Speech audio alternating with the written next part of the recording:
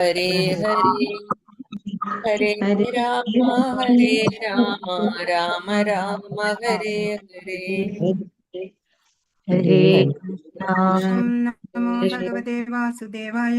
ഓം നമോ ഭഗവതേ വാസുദേവായ.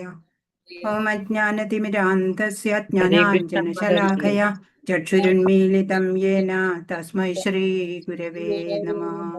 ശ്രീചൈതന്യമനോഭീഷ്ടം സ്ഥാപിതം യേന ഭൂതലേ സ്വയം രൂപകഥാ മഹ്യം ദദാതി സ്വപദാന്തികം. വന്ദേഹം ശ്രീഗുരോ ശ്രീയുതപദകമലം ശ്രീഗുരൂൻ വൈഷ്ണവാംശ്ച ശ്രീരൂപം സാഗ്രജാതം സഹഗണരഘുനാഥാന്വിതം തം സജീവം സാദ്വൈതം സാവധൂതം പരിജനസഹിതം കൃഷ്ണചൈതന്യദേവം ശ്രീരാധാകൃഷ്ണപാദാൻ സഹഗണലളിതാ ശ്രീവിശാഖാന്വിതാംശ്ച.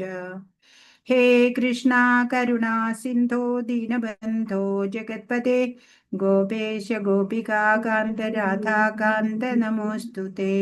തപ്തകാഞ്ചന ഗൗരാംഗീ ശ്രീരാധേ വൃന്ദാവനേശ്വരി വൃഷഭാനുസുതേ ദേവി പ്രണമാമി ഹരിപ്രിയേ. ജയ ശ്രീകൃഷ്ണ ചൈതന്യ പ്രഭു നിത്യാനന്ദ ശ്രീ അദ്വൈത ഗദാധര ശ്രീവാസാദി ഗൗരഭക്തവൃന്ദ. ഹരേ കൃഷ്ണ കൃഷ്ണ കൃഷ്ണ ഹരേ ഹരേ ഹരേ രാമ രാമ രാമ ഹരേ ഹരേ. ശ്രീ ശ്രീ രാധാ ഗോവിന്ദ് കി ജയ്. ശ്രീല പ്രഭുപാദ് കി ജയ്. ഗുരു മഹാരാജ് കി ജയ്. ഹരേ കൃഷ്ണ ഹരേ കൃഷ്ണ. എല്ലാവർക്കും പ്രണാമം.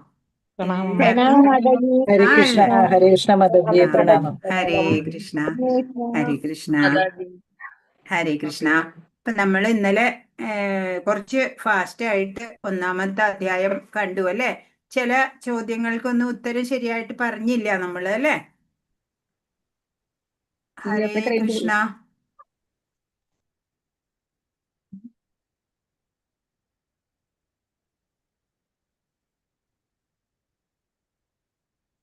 ഹരേ കൃഷ്ണ ഹരേ കൃഷ്ണ ഹരേ കൃഷ്ണ.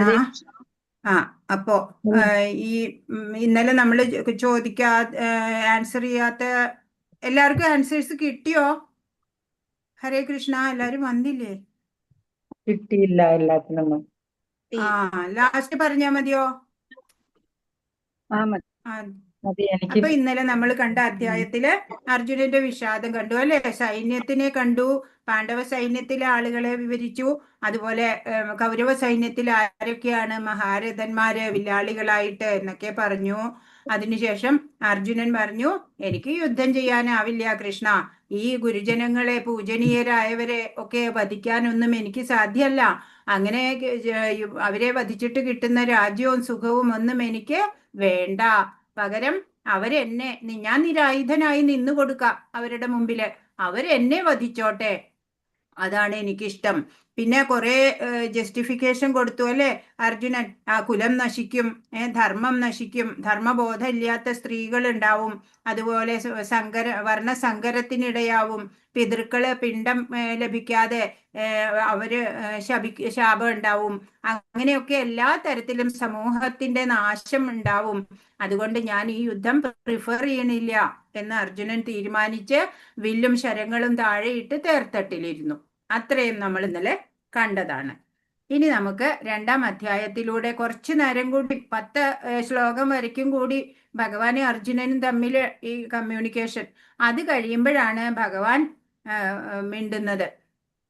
ഭഗവാൻ ഉപദേശങ്ങൾ നൽകിക്കൊണ്ട് ആത്മതത്വത്തെ വിവരിക്കുന്ന ആ രണ്ടാം അധ്യായം.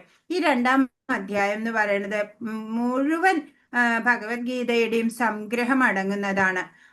എല്ലാ കർമ്മയോഗം പറയും, ജ്ഞാനയോഗം പറയും, ഭക്തിയോഗം പറയുന്നുണ്ട്, എല്ലാം അതിൽ ഉൾക്കൊള്ളുന്നുണ്ട്. സ്ഥിതപ്രജ്ഞനെ പറയും അല്ലെ, യോഗിയുടെ അവസ്ഥ എന്താണെന്ന് പറയും. എല്ലാം ഇതിൽ ഉൾക്കൊള്ളുന്നുണ്ട് രണ്ടാം അധ്യായത്തില്. അപ്പൊ നമുക്കത് സ്ലോ ആയിട്ട് നല്ലതുപോലെ മനസ്സിലാക്കി പോകേണ്ട ഒരു അധ്യായമാണ്. അപ്പൊ എല്ലാവരും നല്ല ശ്രദ്ധയോടെ കേൾക്കേണ്ടതാണ്. ഹരേ കൃഷ്ണ. നമുക്ക് പോകാം രണ്ടാം അധ്യായത്തിലേക്ക്. ലാസ്റ്റ് നമുക്ക് ഒന്നാം അധ്യായത്തിലെ കിട്ടാത്ത ചോദ്യങ്ങളുടെ ഉത്തരം ഒന്നും കൂടെ നോക്കാം. ഹരേ കൃഷ്ണ. ഹരേ കൃഷ്ണ. ഹരേ കൃഷ്ണ. ഹരേ കൃഷ്ണ. പ്രണാമം. ഹരേ കൃഷ്ണ. ഹരേ കൃഷ്ണ മാതാജി. ഹരേ കൃഷ്ണ. ഹരേ കൃഷ്ണ. ഹരേ കൃഷ്ണ മാതാജി. കിട്ടാത്തത്, നിങ്ങൾ അറിയാത്തത് എല്ലാം എഴുതി വെച്ചിട്ട് സംശയമൊക്കെ ചോദിക്കണം. ഇത്തവണ നമുക്ക് എല്ലാം തെറവായിട്ട് പോകേണ്ടതുണ്ട് അല്ലേ? രണ്ടാമത്തെ ലെവലായി. 2ാം ക്ലാസ്സിലാവുമ്പോ നമുക്ക് ഇനി അറിയില്ല എന്ന് വരരുത്. എല്ലാം മനസ്സിലാക്കിയിട്ട് പോകാം. ഹരേ കൃഷ്ണ. 7 മണിയുടെ ക്ലാസ്സിലുള്ളതാണ്. അതിപ്പോ ഉച്ചക്ക് 3 മണിന്റെ ക്ലാസ്സിലേക്ക് കയറാം. ഇന്നലെ പറഞ്ഞായിരുന്നല്ലോ. മാറിയിട്ടുണ്ടോ? ഇനി എന്നും ഇങ്ങനെയാണോ? എന്നും ഇങ്ങനെ?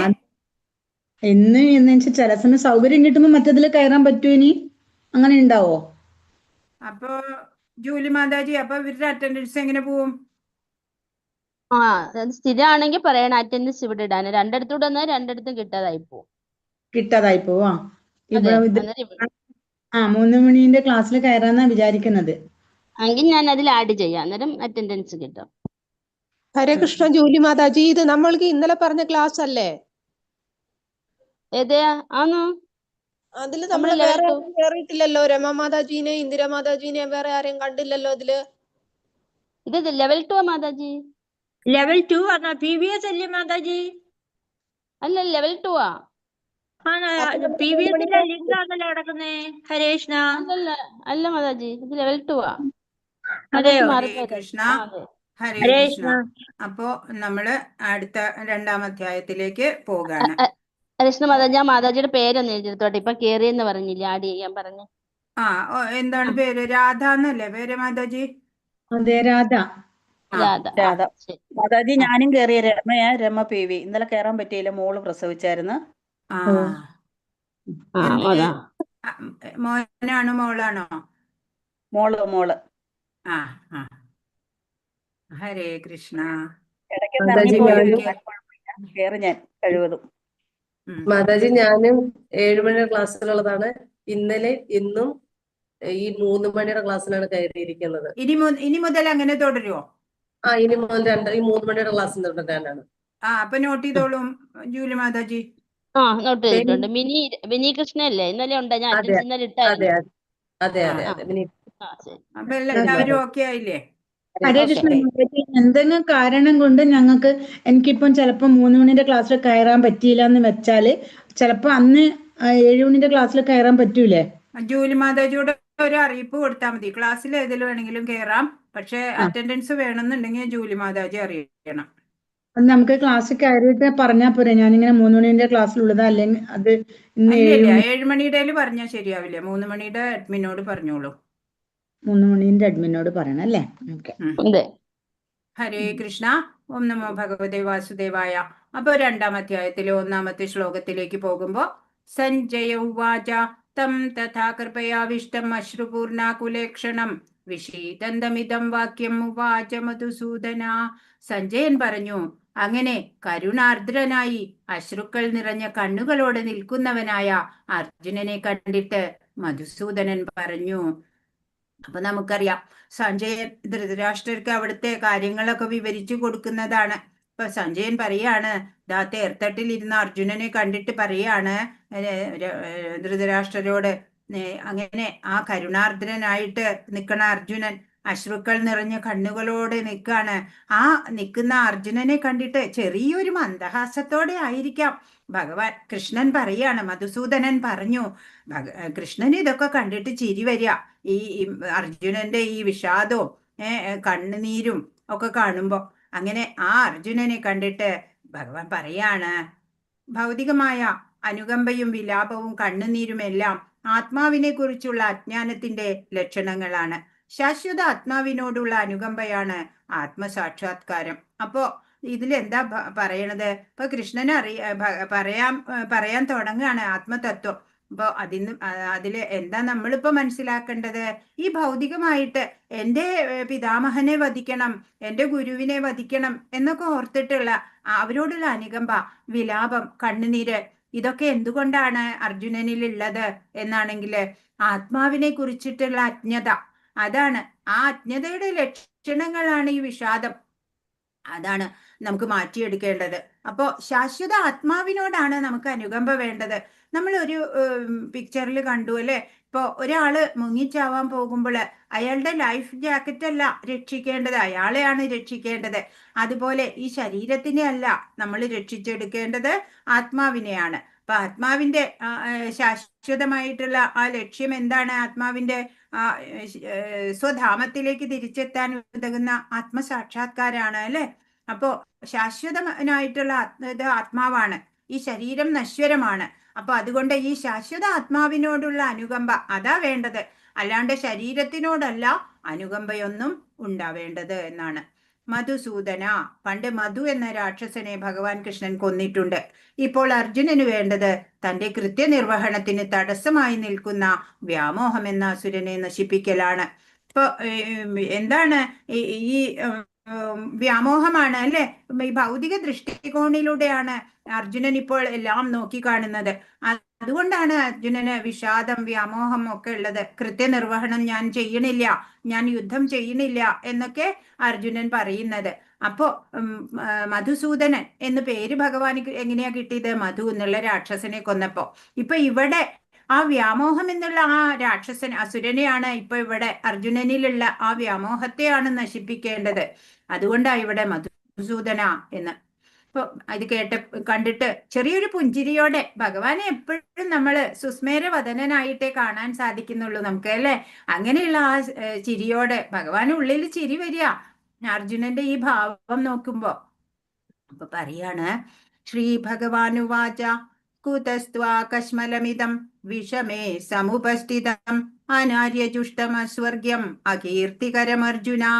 ശ്രീ ഭഗവാൻ പറഞ്ഞു, പ്രിയപ്പെട്ട അർജുന, നിനക്ക് എവിടുന്നാണ് ഈ മാലിന്യം വന്നുപെട്ടത്?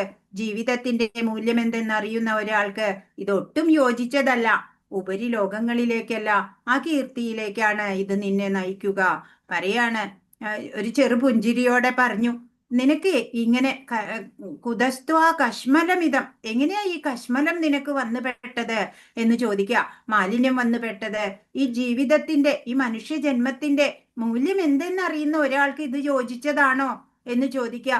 ഇങ്ങനെയുള്ള നിന്റെ പ്രവൃത്തി ഉണ്ടല്ലോ, നിന്നെ ഉപരിലോകങ്ങളിലേക്കല്ല അപകീർത്തിയിലേക്കാണ്, നിന്നെ ദുഷ്കീർത്തിയിലേക്കാണ് നിന്നെ നയിക്കുക എന്ന് പറഞ്ഞു കൊടുക്കാണ്. പരമസത്യത്തെ അറിയുന്നവർ അതിനെ സമാനമായ 3 ഭാവങ്ങളിലാണ് സാക്ഷാത്കരിക്കുന്നത്. പരമസത്യത്തിന്റെ ആ ഭാവങ്ങൾ ബ്രഹ്മമായും പരമാത്മാവായും ഭഗവാനായും അറിയപ്പെടുന്നു. നമ്മൾ മുമ്പ് പറഞ്ഞു അല്ലെ, ബ്രഹ്മേതി പരമാത്മേതി ഭഗവാൻ ഇതി ശബ്ദത്തെ.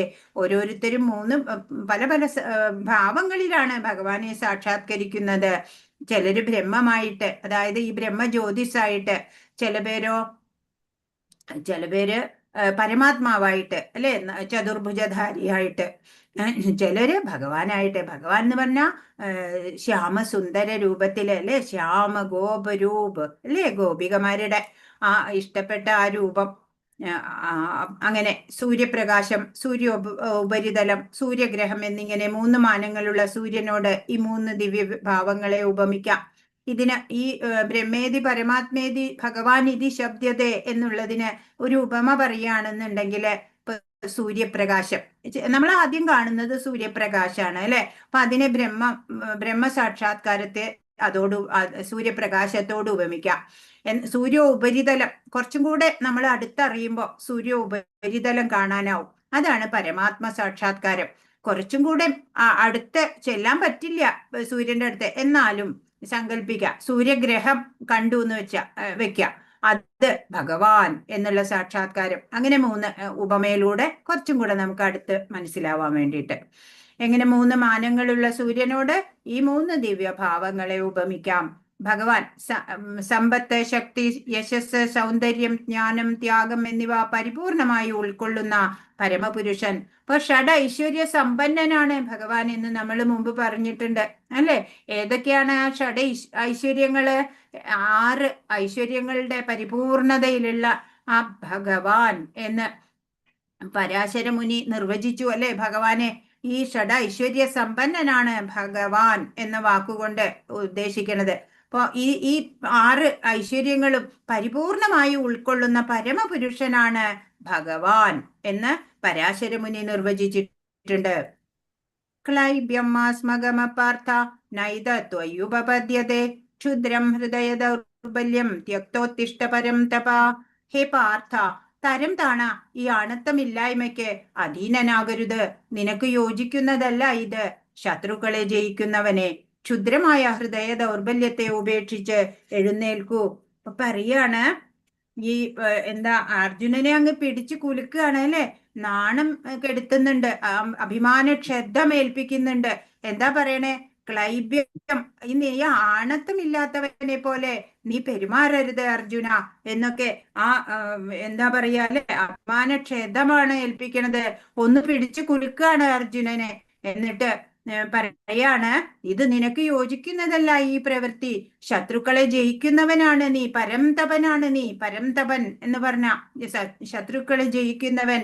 നിന്റെ ഈ ക്ഷുദ്രമായ ഹൃദയ ദൗർബല്യം ഉണ്ടല്ലോ, അതിനെ നീ ഉപേക്ഷിക്കൂ, എന്നിട്ട് കർത്തവ്യനിരതനാവൂ എന്ന് ഭഗവാൻ പറയാണ്. പാർത്ഥൻ എന്ന് പറഞ്ഞ പൃഥയുടെ പുത്രൻ, കൃഷ്ണന്റെ പിതാവായ വസുദേവരുടെ സഹോദരിയാണ് പൃഥ അഥവാ കുന്തി. ഇപ്പോ പിതാവിന്റെ സഹോദരിയുടെ മകനാണ് അല്ലെ അർജുനൻ. അവര് കസിൻസ് ആണ്. അപ്പോ കൃഷ്ണനുമായിട്ട് അർജുനന് രക്തബന്ധമുണ്ട്. പേരിന് മാത്രമുള്ള ക്ഷത്രിയരും ബ്രാഹ്മണരും സ്വപിതാവിന്റെ വില കുറഞ്ഞ സന്തതികളാണ്. അർജുനനെ അങ്ങനെ പൈതൃക ശ്രേഷ്ഠത നഷ്ടപ്പെട്ടവനായി കാണാൻ കൃഷ്ണൻ ഇഷ്ടപ്പെട്ടില്ല. അപ്പൊ വെറുതെ ക്ഷത്രിയൻ ബ്രാഹ്മണൻ എന്നൊക്കെ പറഞ്ഞാല് ചിലപ്പോ അവര് നല്ല കുലജാതരൊന്നും ആയിക്കൊള്ളണം എന്നില്ല അല്ലെ. പക്ഷെ അർജുനൻ അങ്ങനെയല്ല അല്ലെ. പൈതൃക ശ്രേഷ്ഠത ഒക്കെ ഉണ്ട് അല്ലെ. മാതാവ് പൃഥയുടെ പുത്രനാണ്. അങ്ങനെയൊക്കെ കുലമഹിമയൊക്കെ നല്ലതുപോലെയുള്ള ആളാണ് അർജുനൻ എന്ന് പറയാണ്. കഥം ഭീഷ്മമഹം സംഖ്യേ ദ്രോണം ച മധുസൂദന ഇഷുഭി പ്രതിയോത്സ്യാമി പൂജാർഹാവരിസൂദന. അപ്പൊ അർജുനനാണ് ഇത് പറയണത് കേട്ടോ. 4ാമത്തെ ശ്ലോകം അർജുനന്റെ വകയാണ്. അപ്പൊ അർജുനൻ പറയാണ്, ഇത്രയും ഭഗവാൻ ഇങ്ങനെ അഭിമാനക്ഷതമേൽപ്പിക്കുന്ന രൂപത്തിലൊക്കെ പറഞ്ഞപ്പോഴ് അർജുനൻ പറയാണ്, ശത്രുനാശകനായ അല്ലയോ മധുസൂദന, പൂജാർഹരായ ഭീഷ്മരെയും ദ്രോണരെയും പോലുള്ളവർക്കെതിരെ ഞാൻ എങ്ങനെ അസ്ത്രങ്ങളാൽ തിരിച്ചടിക്കും? ഇതാണ് എന്റെ പ്രശ്നം കൃഷ്ണ. എനിക്ക് എങ്ങനെയാണ് ഈ എന്റെ ഭീഷ്മ പിതാമഹന്റെ നേരെ, അതല്ലെങ്കിൽ ഈ എന്നെ അസ്ത്രവിദ്യ പഠിപ്പിച്ച് എന്നെ മിടുമിടുക്കൻ അല്ലെ, ഏറ്റവും ശ്രേഷ്ഠനായിട്ടുള്ള ആ ആയോധന വിദ്യ മുഴുവനും പറഞ്ഞു കൊടുത്ത് പഠിപ്പിച്ചത് ഈ ദ്രോണാചാര്യരാണ് അർജുനനെ നമ്പർ 1 ആക്കിയത്. അങ്ങനെയുള്ള ആ ദ്രോണാചാര്യരെ പോലുള്ളവർക്കെതിരെ ഞാൻ എങ്ങനെ അസ്ത്രങ്ങളെയും കൃഷ്ണ? അതാണിപ്പോ എന്റെ ഇവിടുത്തെ പ്രശ്നം എന്ന് പറയാണ്. ഗുരുജനങ്ങളോട് വാക് സമരത്തിൽ പോലും ഏർപ്പെടരുത് എന്നതാണ് സാമാന്യ മര്യാദ. ഇപ്പോ ലോകമര്യാദകൾ പാലിക്കാൻ ബാധ്യസ്ഥരാണ് അല്ലെ. അപ്പോ ഗുരുജനങ്ങളോട് വാക്കുകൊണ്ട് പോലും എതിരെ നിൽക്കരുത്. അങ്ങനെയുള്ളപ്പോ ഞാൻ അവരെ വധിക്കാനായിട്ട്, അവരെ യുദ്ധത്തിന് എതിരിടാൻ എന്നെ കൊണ്ട് ആവുന്നില്ല. തന്റെ പിതാമഹനായ ഉഗ്രസേനനെയോ ഗുരുവായ സാന്ദീപനി മുനിയെയോ എതിർക്കാൻ കൃഷ്ണൻ തുനിയുമോ? ഇവയാണ് അർജുനൻ കൃഷ്ണനോട് ഉന്നയിച്ച ചില വാദമുഖങ്ങൾ. ആണ് എന്നാലും ചോദിച്ച പോലെ നമ്മൾ കണക്കാക്കുകയാണ്. അപ്പോ കൃഷ്ണനോട് കൃഷ്ണൻ ഒരു വേള തന്റെ പിതാമഹനായ ഉഗ്രസേനന്റെ നേരെ അമ്പെയ്യോ? അതല്ല, ഗുരുവായിട്ടുള്ള സാന്ദീപനി മുനിയുടെ നേരെ അസ്ത്രമെയ്യാൻ സാധിക്കുമോ കൃഷ്ണന്? അതുപോലെ തന്നെയാണ് എനിക്ക് എന്റെ പിതാമഹനോടും ഗുരുജനങ്ങളോടും ഒന്നും എതിരിടാൻ ആവുന്നില്ല എന്നാണ് അർജുനൻ പറയുന്നത്. ഗുരുനഃ ഹത്വാ ഹി മഹാനുഭാവാൻ ശ്രേയോ ഭോക്തും ഭൈക്ഷ്യമപീഹ ലോകേ ഹത്വാർത്ഥകാമാംസ്തു ഗുരുഹി നിഹൈവ പുഞ്ചീയ ഭോഗാൻ രുധിരപ്രദിഗ്ധാൻ. എന്റെ ഗുരുജനങ്ങളായ മഹാത്മാക്കളുടെ ജീവിതം കൊണ്ട് പന്താടുന്നതിനേക്കാൾ നല്ലത് ഭിക്ഷയാചിച്ച് ഉപജീവിക്കുന്നതാകും. ലൗകിക നേട്ടങ്ങൾ ആഗ്രഹിക്കുന്നവരെങ്കിലും ഗുരുജനങ്ങളായ അവർ വധിക്കപ്പെടുകയാണെങ്കിൽ നാം ആസ്വദിക്കുന്ന സുഖങ്ങളെല്ലാം രക്തപങ്കിലമായിരിക്കും. അവരെയൊക്കെ വധിച്ചിട്ട് കിട്ടുന്ന സുഖം അത് ചോര പുരണ്ടതായിരിക്കും എന്നാണ് അർജുനന്റെ വിവക്ഷ. പറയാണ്, എന്റെ ഗുരുജനങ്ങളായിട്ടുള്ള മഹാത്മാക്കളുടെ അവരൊക്കെ മഹാത്മാക്കളാണ്. അവരുടെ ജീവിതം കൊണ്ട് പന്താടുന്നതിനേക്കാളും എനിക്ക് തോന്നുന്നു ഞാൻ ഭിക്ഷയാചിച്ചു ഉപജീവിച്ചോളാം, അതാണ് നല്ലത്. ഈ ലൗകികമായിട്ടുള്ള നേട്ടങ്ങൾ ആഗ്രഹിക്കുന്നവരെങ്കിലും കൗരവരെ ലൗകിക നേട്ടങ്ങൾ ആഗ്രഹിച്ചിട്ട് അല്ലെ, രാജ്യം വേണം, അതിനായിട്ട് ആരെയും കൊല്ലാൻ അവര് തയ്യാറാണ്. പക്ഷെ അവരാഗ്രഹിക്കുന്നുണ്ടെങ്കിലും ഗുരുജനങ്ങളായ അവര് വധിക്കപ്പെടുകയാണെങ്കിൽ നാം ആസ്വദിക്കുന്ന സുഖങ്ങളൊക്കെ എങ്ങനെയുള്ളതായിരിക്കും? രക്തപങ്കിലമായിരിക്കില്ലേ? അതാണ് അർജുനൻ കൃഷ്ണനോട് പറയുന്നത്. വൈദിക നിയമങ്ങൾ അനുസരിച്ച് ദുഷ്കൃത്യം ചെയ്യുന്നവനും വിവേകം നശിച്ചവനുമായ ഗുരുവിനെ ഉപേക്ഷിക്കാം. അപ്പോ ഇവിടെ എന്താണ് ഇവിടെ ന്യായീകരണം കൊടുക്കാൻ പറ്റുക? ഇപ്പോ ദ്രൗപദി വസ്ത്രാക്ഷേപ സമയത്ത് ദ്രോണാചാര്യര്, പിതാമഹനായ ഭീഷ്മര് ഒക്കെ ഒന്നും മിണ്ടാതെ കണ്ടോണ്ടിരുന്നു അല്ലെ. അപ്പോ അങ്ങനെ വൈദിക നിയമങ്ങൾ അനുസരിച്ചിട്ട് ദുഷ്കൃത്യം ചെയ്യുന്നവരാണ്, അല്ലെങ്കിൽ ദുഷ്കൃത്യം ചെയ്യുന്നവരെ കൂട്ടുനിന്നവരാണ് അല്ലെ. വിവേകം നശിച്ചവനുമായിട്ടുള്ള ഗുരുവിനെ ഉപേക്ഷിക്കാം എന്നാണ്. ഇപ്പൊ ആ ഗുരുസ്ഥാനത്തിരിക്കണവര് അല്ലെ വൈദിക നിയമങ്ങളൊക്കെ അനുസരിക്കണം. അതുപോലെ ദുഷ്കൃത്യങ്ങൾക്ക് കൂട്ടു നിൽക്കരുത്, വിവേകം നശിച്ച പ്രവൃത്തിയൊന്നും ചെയ്യരുത്. അങ്ങനെ ചെയ്തു എന്നുണ്ടെങ്കിൽ ആ ഗുരു ഉപേക്ഷണീയനാണ് എന്നാണ്. അപ്പൊ ഭീഷ്മരും ദ്രോണരും ദുര്യോധനന്റെ സാമ്പത്തിക സഹായം സ്വീകരിച്ചു പോയതുകൊണ്ട് അയാളുടെ പക്ഷത്ത് ചേരാൻ ബാധ്യസ്ഥരായി. ഇപ്പൊ അവരൊക്കെ ആ കൗരവ പക്ഷത്തിലാ. സാമ്പത്തിക പരിഗണനകൾക്ക് വശംവദരായി അവർ അപ്രകാരം ചെയ്യാൻ പാടില്ലാത്തതായിരുന്നു. ഈ സാഹചര്യത്തിൽ അവർ ഗുരുത്വത്തിന്റെ മഹനീയത നഷ്ടപ്പെടുത്തി അല്ലെ. ഇങ്ങനെയുള്ള ആപത്ഘട്ടങ്ങളിലൊന്നും വേണ്ട വിവേകപൂർവം പ്രവർത്തിക്കാതിരുന്ന ആ ഗുരുജനങ്ങള് അല്ലെങ്കിൽ പൂജനീയരായവര് യഥാർത്ഥത്തിൽ അവരുടെ ഗുരുത്വത്തിന്റെ ആ മഹനീയത പോലും നഷ്ടപ്പെടുത്തിയവരല്ലേ. അതുകൊണ്ട് അവര് വധാർഹരാണ് എന്ന്. ചൈതദ്വിദ്മകദരനോ ഗരീയോ യദ്വാ ജയേമയദിവാനോ ജയേയു യാനേവ ഹത്വാ ന ജിജീവിഷാമാസ്തേ അവസ്ഥിതാ പ്രമുഖേ ധാർത്തരാഷ്ട്ര. പറയാണ്, അവര് ജയിക്കുന്നതോ അവരാൽ തോൽപ്പിക്കപ്പെടുന്നതോ ഏതാണ് നല്ലതെന്ന് നമുക്കറിഞ്ഞുകൂടാ. ധൃതരാഷ്ട്രപുത്രന്മാരെ കൊന്നിട്ട് നാം ജീവിച്ചിരുന്നിട്ട് എന്തു കാര്യം? എങ്കിലും അവർ ഇപ്പോൾ ഈ യുദ്ധത്തിനായി നമ്മുടെ മുമ്പാകെ നിൽക്കുന്നു. ഇപ്പൊ പറയാണ്, അർജുനന് ഇപ്പൊ ഡിസിഷൻ മേക്കിംഗ് പറ്റണില്ല. ഏതാ ഞാൻ ചെയ്യണ്ടേ അറിഞ്ഞൂടാ. അവരെ ഞാൻ ജയിക്കണോ അതോ അവരാല് ഞാൻ തോൽപ്പിക്കപ്പെടണോ? അവര് തോൽപ്പിച്ചോട്ടെ എന്നെ, അതാണോ? ഏതാണ് നല്ലത് എന്ന് ഇപ്പൊ അറിയണില്ല. ധൃതരാഷ്ട്രപുത്രന്മാരെ കൊന്നിട്ട് നമ്മൾ ജീവിച്ചിരുന്നാൽ എന്താ പ്രയോജനം? അവര് നമ്മുടെ സഹോദരങ്ങൾ തന്നെയാണ്, കൗരവര് തന്നെയാണ്. അവരെ ഒക്കെ കൊന്നിട്ട് പിന്നെ നമ്മൾ രാജ്യം കൊണ്ടിട്ട് ഇരുന്നിട്ട് അല്ലെ എന്താ കാര്യം? എങ്കിലും അവരിപ്പോ യുദ്ധത്തിനായി നമ്മുടെ മുമ്പാകെ നിൽക്കുന്നുണ്ട്. അവര് യുദ്ധസന്നദ്ധരാണ്. അവർക്ക് യുദ്ധം ചെയ്യണ്ടെന്ന് ഇപ്പോഴും വിചാരമില്ല അല്ലെ. അങ്ങനെ നിൽക്കുന്നവരാണ്. അർജുനൻ മഹാനായ ഒരു ഭഗവൻ ഭക്തൻ മാത്രമല്ല, അത്യന്തം വിവേകശാലിയും സുനിയന്ത്രിതമായ മനസ്സും ഇന്ദ്രിയങ്ങളും ഉള്ളവനുമാണെന്നും വ്യക്തമാകുന്നുണ്ട്. അർജുനൻ ഫാർ റീച്ചിങ് കോൺസിക്വൻസസ് ഒക്കെ നോക്കുകയാണ് അല്ലെ. എന്താ പറയാ, മുൻപിലേക്ക് നല്ലപോലെ നോക്കിയിട്ടാണ് എല്ലാ കാര്യങ്ങളും തീരുമാനിച്ച് പറയുന്നത്.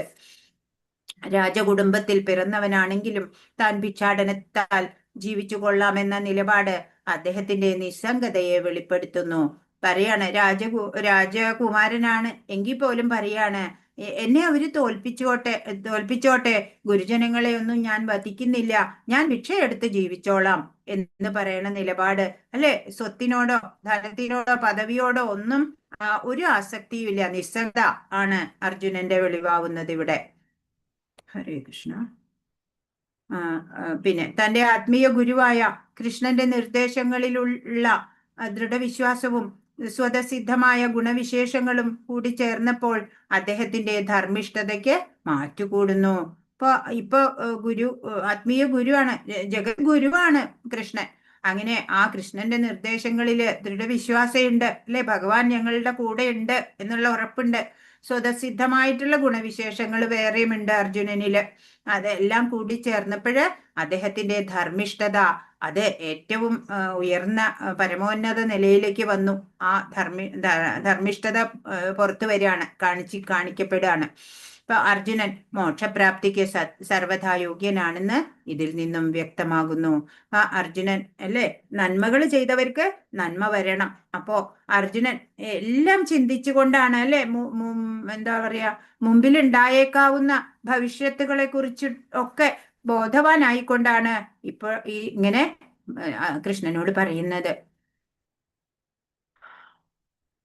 പറയാണ് വീണ്ടും 7ാമത്തെ ശ്ലോകം. ഏറ്റവും ധന്യമായിട്ടുള്ള ശ്ലോകമാണ് 7ാമത്തെ ശ്ലോകം.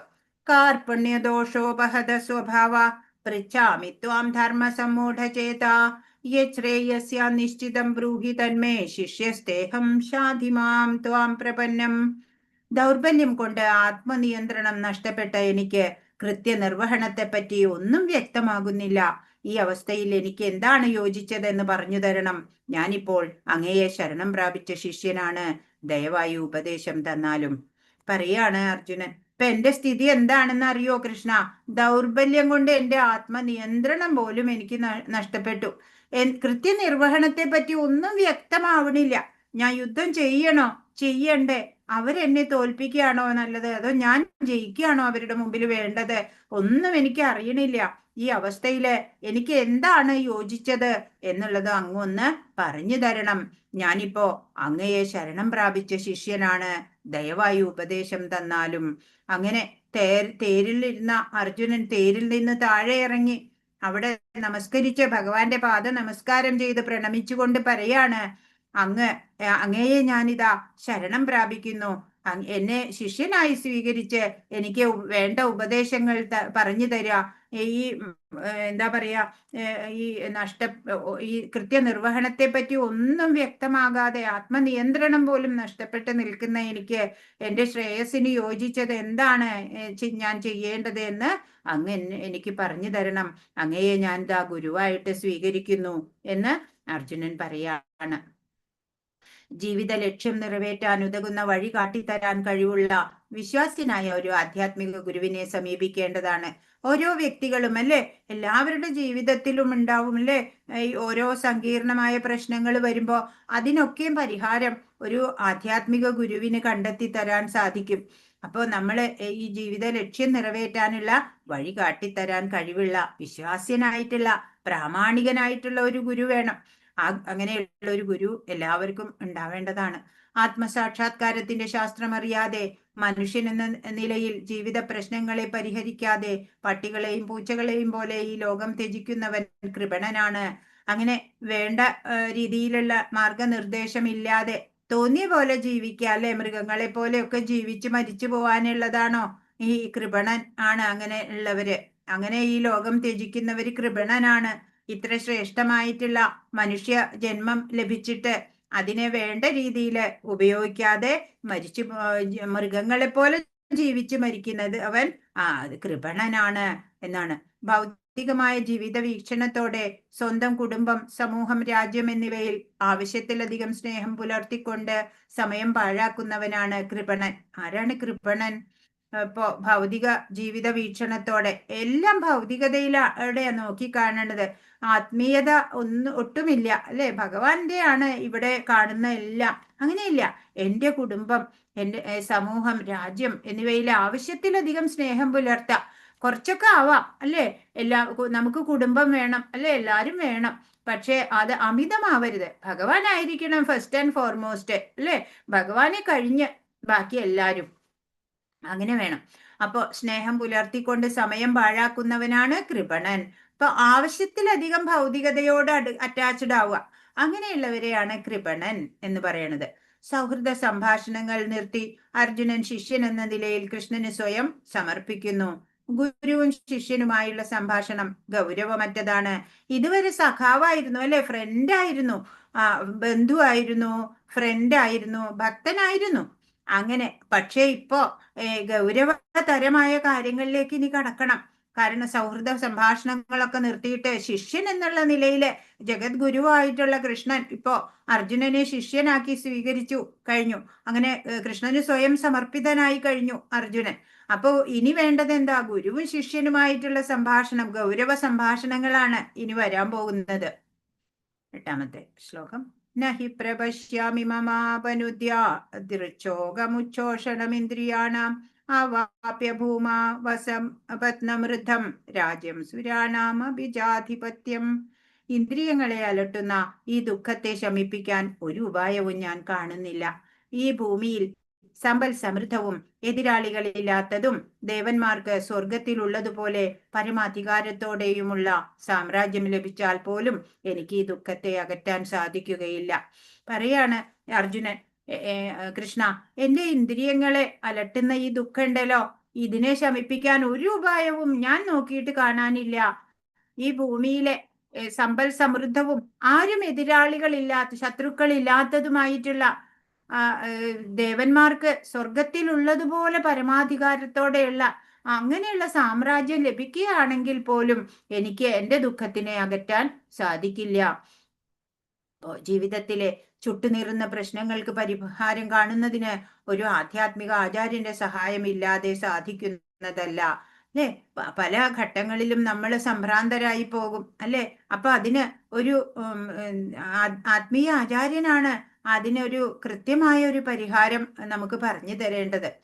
കൃഷ്ണാവബോധ ശാസ്ത്രത്തിൽ നിപുണനാകാതെ ആർക്കും വിശ്വാസ്യനായ ഒരു ആത്മീയ ഗുരുവാകാൻ സാധിക്കില്ല. ഗുരുവിന്റെ കാര്യം ഇപ്പൊ നമ്മളൊക്കെ ശിഷ്യര് പോലും ആയിട്ടില്ല അല്ലെ. ഇപ്പൊ ഗുരു ആവണമെങ്കിൽ എങ്ങനെ വേണം? കൃഷ്ണാവബോധ ശാസ്ത്രത്തില് നിപുണനാവണം. അതാണ് ഒരു വിശ്വാസ്യനായി പ്രാമാണികമായിട്ടുള്ള ഒരു ആത്മീയ ഗുരുവിന്റെ യോഗ്യത. കൃഷ്ണാവബോധ ശാസ്ത്രത്തില് നിപുണനായിട്ടുണ്ടാവണം. ജനനം, വാർദ്ധക്യം, രോഗം, മരണം എന്നിങ്ങനെ ഭൗതിക ജീവിത സംബന്ധികളായ പ്രശ്നങ്ങളൊന്നും ധനാർജനം കൊണ്ടോ സാമ്പത്തിക അഭിവൃദ്ധി കൊണ്ടോ പരിഹരിക്കാവുന്നതല്ല. അപ്പൊ കുറെ പണം ഉണ്ട് അല്ലെങ്കിൽ പദവി ഉണ്ട് എന്ന് പറഞ്ഞാല് ജനനം, മരണം, വാർദ്ധക്യം, രോഗം ഇതൊക്കെ വരാതിരിക്കുവോ? എല്ലാം വരും അല്ലെ, എല്ലാം വരും. അതിനൊന്നും ഈ ധനം കൊണ്ടോ അല്ലെങ്കിൽ പദവി കൊണ്ടോ ഒന്നും അതിനൊന്നും തടയിടാൻ ആർക്കും സാധ്യല്ല. സഞ്ജയോവാച ഏവമുക്ത്വാ ഹൃഷീകേശം ഗുഢാകേശ പരം തപ നയോത്സൈതി ഗോവിന്ദമുക്ത്വാ തൂഷ്ണീം ബഭൂവഃ. സഞ്ജയൻ പറഞ്ഞു, ഇത്രയും പറഞ്ഞിട്ട് ശത്രു സംഹാരിയായ അർജുനൻ വീണ്ടും ഗോവിന്ദ, ഞാൻ യുദ്ധം ചെയ്യുകയില്ല എന്ന് കൃഷ്ണനെ ഉണർത്തിച്ചുകൊണ്ട് മൗനം പൂണ്ടു. വീണ്ടും അല്ലെ, ഡിസിഷൻ എടുക്കാൻ പറ്റിയിട്ടില്ല ഇതുവരെ. അർജുനൻ പറഞ്ഞു പരംതപ എന്നാണ്, പരന്തപൻ എന്നാണ്. ഇപ്പൊ ശത്രു സംഹാരി അല്ലെ, എല്ലാവരും ഒരു ശത്രുക്കളും അർജുനന് മുമ്പിൽ പിടിച്ചു നിൽക്കില്ല. അത്ര മിടുക്കനാണ് അർജുനൻ. അപ്പൊ ആ അർജുനൻ വീണ്ടും പറഞ്ഞു ഗോവിന്ദ, ഞാൻ യുദ്ധം ചെയ്യില്ല എന്ന് പറഞ്ഞുകൊണ്ട് പിന്നെ മിണ്ടാതെ അവിടെ ഇരുന്നു തേർത്തട്ടില്. അർജുനൻ യുദ്ധം ചെയ്യാതെ പോർക്കളം വിട്ട് ഭിക്ഷാടനത്തിനായി പുറപ്പെടുന്നു എന്നറിയുമ്പോൾ ധൃതരാഷ്ട്രർക്ക് വലിയ സന്തോഷമായിരുന്നിരിക്കണം. എന്നാൽ സഞ്ജയൻ അദ്ദേഹത്തെ പരംതപ എന്ന പദപ്രയോഗം കൊണ്ട് നിരാശപ്പെടുത്തി. അപ്പോ ഇത് കേൾക്കുമ്പോ ധൃതരാഷ്ട്രർക്ക് സന്തോഷാവും അല്ലെ, അർജുനൻ ഭിക്ഷാടനത്തിന് പോയിക്കോട്ടെ, അപ്പോ രാജ്യമൊക്കെ എന്റെ മക്കൾക്ക് കിട്ടുമല്ലോ എന്ന്. പക്ഷെ ആ സന്തോഷത്തിനെ കെടുത്തിക്കൊണ്ട് പരന്തപ എന്നാണ് സഞ്ജയൻ പറഞ്ഞത്. അതായത് എല്ലാ ശത്രുക്കളെയും സംഹരിക്കാൻ കഴിവുള്ള ആളാണ് അർജുനൻ. ആ പരന്തപ എന്നുള്ള വാക്ക് അത് ധൃതരാഷ്ട്രരെ നിരാശപ്പെടുത്തുന്ന വാക്കായിരുന്നു. 10ാമത്തെ ശ്ലോകം. താമുവാച ഹൃഷീകേശ പ്രഹസന്നിവ ഭാരത സേനയോരുഭയോർമധ്യേ വിഷീദന്തമിതം വജ. ലയോ ഭാരത, അപ്പോൾ ഇരു സൈന്യങ്ങളുടെയും നടുവിൽ വെച്ച് മന്ദഹാസത്തോടെ കൃഷ്ണൻ ദുഃഖിതനായ അർജുനനോട് പറഞ്ഞു. അപ്പോ അങ്ങനെ ഇരിക്കുമ്പോ യുദ്ധമധ്യത്തില് ഇരു സൈന്യങ്ങളുടെ മധ്യത്തിൽ വെച്ചിട്ടാണ് അല്ലെ ഈ സംഭാഷണമൊക്കെ ഇവിടെ നടന്നത്. അവിടെ വെച്ച് ഇങ്ങനെ ഇതെല്ലാം കേട്ട് മൗനിയായിട്ട് നിൽക്കുന്ന അർജുനനെ നോക്കിയിട്ട് ഭഗവാൻ മന്ദഹസിച്ചുകൊണ്ട് പറയാണ്, സുഹൃത്തുക്കളാകയാൽ ഇരുവരും ഒരേ നിലയിലുള്ളവരാണ്. ഒരാൾ സ്വമേധയാ മറ്റേയാളിന്റെ ശിഷ്യനായി. സ്നേഹിതൻ ശിഷ്യനായതോർത്താണ് കൃഷ്ണൻ മന്ദഹസിച്ചത്. ഇതുവരെ സ്നേഹിതനായിരുന്നു അല്ലേ, യാദവ, കൃഷ്ണ എന്നൊക്കെ പറഞ്ഞ് രണ്ടുപേരും തോളില് കൈയിട്ടിട്ട് എടോ അർജുന എന്നൊക്കെ വിളിച്ച് നടന്നിരുന്ന ആളാ. ഇപ്പോ ശിഷ്യനായതോർത്തിട്ട് ഭഗവാൻ ഒരു മന്ദഹാസം. ഗുരുവായി സ്വീകരിച്ചപ്പോൾ ഉടൻ തന്നെ അദ്ദേഹം ഗുരുസ്ഥാനം സ്വീകരിക്കുകയും ആചാര്യൻ ശിഷ്യനോടെന്ന പോലെ ഗാംഭീര്യത്തോടെ യഥാവിധി സംസാരിക്കുകയും ചെയ്യുന്നു. അപ്പൊ ഇനിയാണ് ഭഗവാൻ ആത്മതത്വം പറഞ്ഞു കൊടുക്കുന്നത് അല്ലേ. ഹരേ കൃഷ്ണ. 11. അശോച്യാനന്വശോചസ്ത്വം പ്രജ്ഞാവാദാംശ്ച ഭാഷസേ ഗതാസൂനഗതാസൂംശ്ച നാനുശോചന്തി പണ്ഡിത. ഭഗവാൻ ഉവാച ആണ്. അപ്പൊ ഭഗവാൻ പറയാൻ തുടങ്ങി. എന്താ പറയണത്? ശ്രീ ഭഗവാൻ പറഞ്ഞു, നീ ബുദ്ധിമാന്മാരെ പോലെ സംസാരിക്കുന്നുവെങ്കിലും ആവശ്യമില്ലാത്തവയെ ചൊല്ലി ദുഃഖിക്കുകയും ചെയ്യുന്നു. ബുദ്ധിമാന്മാർ ജീവിക്കുന്നവരെ ചൊല്ലിയാകട്ടെ മരിച്ചവരെ ചൊല്ലിയാകട്ടെ വിലപിക്കാറില്ല. പറയാണ് ഒരു ചെറു പുഞ്ചിരിയോടെ, അർജുന, നീ എന്താ ഇങ്ങനെ മണ്ടനായി പോയത് അല്ലേ? നീ ബുദ്ധിമാന്മാരെ പോലെ സംസാരിക്കുന്നുണ്ട്, പക്ഷെ ആവശ്യമില്ലാത്ത കാര്യം ഓർത്തിട്ടോ നീ ദുഃഖിതനായിട്ട് ഇരിക്കുകയും ചെയ്യുന്നുണ്ട്. ബുദ്ധിമാന്മാരാണെന്നുണ്ടെങ്കിൽ ഈ ജീവിക്കണവരെ പറ്റിയോ മരിച്ചവരെ പറ്റിയോ ഒന്നും അവർക്ക് ഒരു വിലാപവും ഉണ്ടാവില്ല അല്ലെ? ജനനം മരണം ഇതൊക്കെ എല്ലാവരുടെയും ജീവിതത്തിൽ ഉള്ളതാ അല്ലെ? അതോർത്തിട്ടൊന്നും ആരും വിലപിക്കാറില്ല. ആര്? ബുദ്ധിമാന്മാരൊന്നും വിലപിക്കാറില്ല. നീ ബുദ്ധിമാനെ പോലെ സംസാരിച്ച് കുറെ ജസ്റ്റിഫിക്കേഷൻ ഒക്കെ നൽകുന്നുണ്ട്, പക്ഷെ നീ ആവശ്യമില്ലാത്ത കാര്യങ്ങളെ ഓർത്ത് ദുഃഖിക്കണുണ്ടല്ലോ എന്ന് പറയാണ്. അറിവ് എന്നാൽ പദാർത്ഥത്തിനെയും ജീവാത്മാവിനെയും രണ്ടിന്റെയും നിയന്താവായ പരമപുരുഷനെയും കുറിച്ചുള്ള ജ്ഞാനമാണെന്ന് അടുത്ത അധ്യായങ്ങളിൽ വിശദീകരിക്കപ്പെടുന്നുണ്ട്. പദാർത്ഥം എന്ന് പറഞ്ഞാൽ പഞ്ചഭൂതാത്മകമായിട്ടുള്ള സ്ഥൂല ശരീരത്തെ കുറിച്ച്, അനശ്വരനായിട്ടുള്ള ആത്മാവിനെ കുറിച്ച്, ജീവാത്മാവിനെ കുറിച്ചും രണ്ടിന്റെയും നിയന്താവ് ആരാണ്? പരമപുരുഷനായ ഭഗവാനെ കുറിച്ചുമുള്ള ജ്ഞാനം. അതാണ് ശരിയായ ജ്ഞാനം എന്ന് പറയുന്നത്. അത് അടുത്ത അധ്യായങ്ങളിലൂടെ പറഞ്ഞു തരുന്നുണ്ട്. ഇന്നല്ലെങ്കിൽ നാളെ മണ്ണടിയാൻ വിധിക്കപ്പെട്ടിട്ടുള്ളതാണ് ശരീരം. ആത്മാവിനെ പോലെ പ്രാധാന്യം ശരീരത്തിനില്ല. ഇതറിഞ്ഞ ആ വ്യക്തി ശരിക്കും വിജ്ഞാനിയാണ്. അപ്പൊ ജ്ഞാനി ആരായിരിക്കും? ജ്ഞാനി ആ ആത്മാവിനെ എന്റെ അനശ്വരത മനസ്സിലാക്കണം അല്ലെ? ഈ ശരീരത്തിന്റെ നശ്വരത. ഈ ശരീരം കൂടി വന്നാൽ ഒരു 100 വർഷം ഉണ്ടാവും അല്ലെ ഈ ഭൂമിയില്. അത് കഴിഞ്ഞാൽ മൺമറയും. അതാണ് ഈ ശരീരത്തിന്റെ നേച്ചർ. പക്ഷെ ആത്മാവ് അങ്ങനെയല്ല അല്ലെ? ആത്മാവിന് ഒരിക്കലും നാശമുണ്ടാവുന്നില്ല. നത്വേവാഹം ജാതുനാസം നത്വം നേമേ ജനാധിപ ന ജൈവന ഭവിഷ്യാമ സർവേ വയമതപരം. ഞാൻ ഇല്ലാതിരുന്ന ഒരു കാലം ഉണ്ടായിട്ടേയില്ല.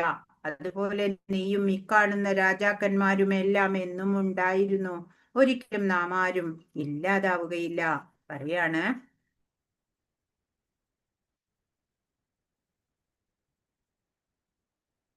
ഹരേ കൃഷ്ണ.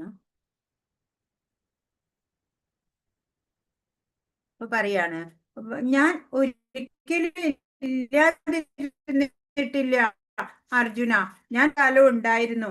അതേപോലെ തന്നെ നീയും എല്ലാ കാലവും ഉണ്ടായിരുന്നു. ഈ കാണുന്ന രാജാക്കന്മാരോ അവരും എല്ലാ കാലവും ഉണ്ടായിരുന്നു. അല്ലാതെ ആരും ഒരിക്കലും നമ്മൾ ആരും ഇല്ലാതാവില്ല എന്ന് പുനർജന്മത്തെ കുറിച്ച് പറയുന്ന ഒരു ശ്ലോകാണിത്. ഇപ്പൊ ആത്മാവിനെ കുറിച്ചിട്ട് അല്ലെ പരാവിദ്യ എന്നാ പറയാ അതിനെ. ഇപ്പൊ നമ്മുടെ ദുഃഖത്തിനെ ഇല്ലാതാക്കുന്ന അറിവാണ് ഇവിടെ ആത്മതത്വം എന്ന് പറയുന്നത്. അതറിഞ്ഞു കഴിഞ്ഞാൽ നമുക്ക് ദുഃഖം എല്ലാം മാറും. സർവോത്കൃഷ്ടനായ വ്യക്തിയാണ് പരമദിവ്യോത്തമ പുരുഷനായ കൃഷ്ണൻ. ഭഗവാന്റെ സനാതന സുഹൃത്തായ അർജുനനും പോർനിലത്ത് ഒത്തുചേർന്നിട്ടുള്ള രാജാക്കന്മാരും ശാശ്വത വ്യക്തികൾ തന്നെ. അവരാരും മുൻകാലത്ത് ജനിക്കാത്തവരോ മേലിൽ ശാശ്വതത്വം നഷ്ടപ്പെടുന്നവരോ അല്ല. അതാ ഇവിടെ പറയണത്. ഭഗവാൻ പറയാണ് പരമോന്നത വ്യക്തിയാണ് അല്ലെ ഭഗവാൻ കൃഷ്ണൻ. അപ്പൊ ഭഗവാന്റെ സനാതനനായ സുഹൃത്ത് തന്നെയാണ് അർജുനനും. അർജുനന്റെ എത്രയോ ജന്മങ്ങൾ കഴിഞ്ഞു അല്ലെ? അപ്പൊ അർജുനൻ പാർഷദനായിട്ട് ഭഗവാൻ എപ്പോഴെപ്പോഴൊക്കെ അവതാരം ചെയ്യുന്നുണ്ടോ അപ്പോഴെപ്പോഴൊക്കെ ഓരോ രൂപത്തില് അർജുനനും ഇവിടെ വരുന്നുണ്ട്. അങ്ങനെ ഈ പോർനിലത്ത് ഒത്തുചേർന്നിട്ടുള്ള രാജാക്കന്മാരും ശാശ്വത വ്യക്തികൾ തന്നെയാണ്. എന്ന് വെച്ചാൽ എല്ലാവരുടെയും ആത്മാവ് ശാശ്വതരാണ് അല്ലെ? അപ്പൊ അവരാരും മുൻകാലത്ത് ജനിക്കാത്തവരല്ല, മേലില് ശാശ്വതത്വം നഷ്ടപ്പെടുന്നവരുമല്ല. അവരുടെ വ്യക്തിത്വം പണ്ടേ ഉള്ളതാണ്. അത് ഭാവിയിലും നിലനിൽക്കും. അതിനാൽ ആരെക്കുറിച്ചും ദുഃഖിക്കേണ്ടതില്ല. ആത്മീയ വ്യക്തിത്വം ഭഗവത് ഭക്തർക്ക് മാത്രമേ മനസ്സിലാവുകയുള്ളൂ. നമ്മളൊക്കെ എന്താ കാണണേ? ഈ ഭൗതികമായിട്ടുള്ള ശരീരം മാത്രമാണ് നമ്മൾ നോക്കുന്നത് അല്ലെ?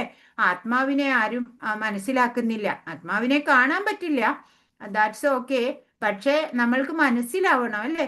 ആ പ്രജ്ഞ, ആ ചൈതന്യം ഇല്ലെങ്കിൽ ഒന്നുമില്ല അല്ലെ? ഈ ശരീരം ജഡം മാത്രമായി മാറും.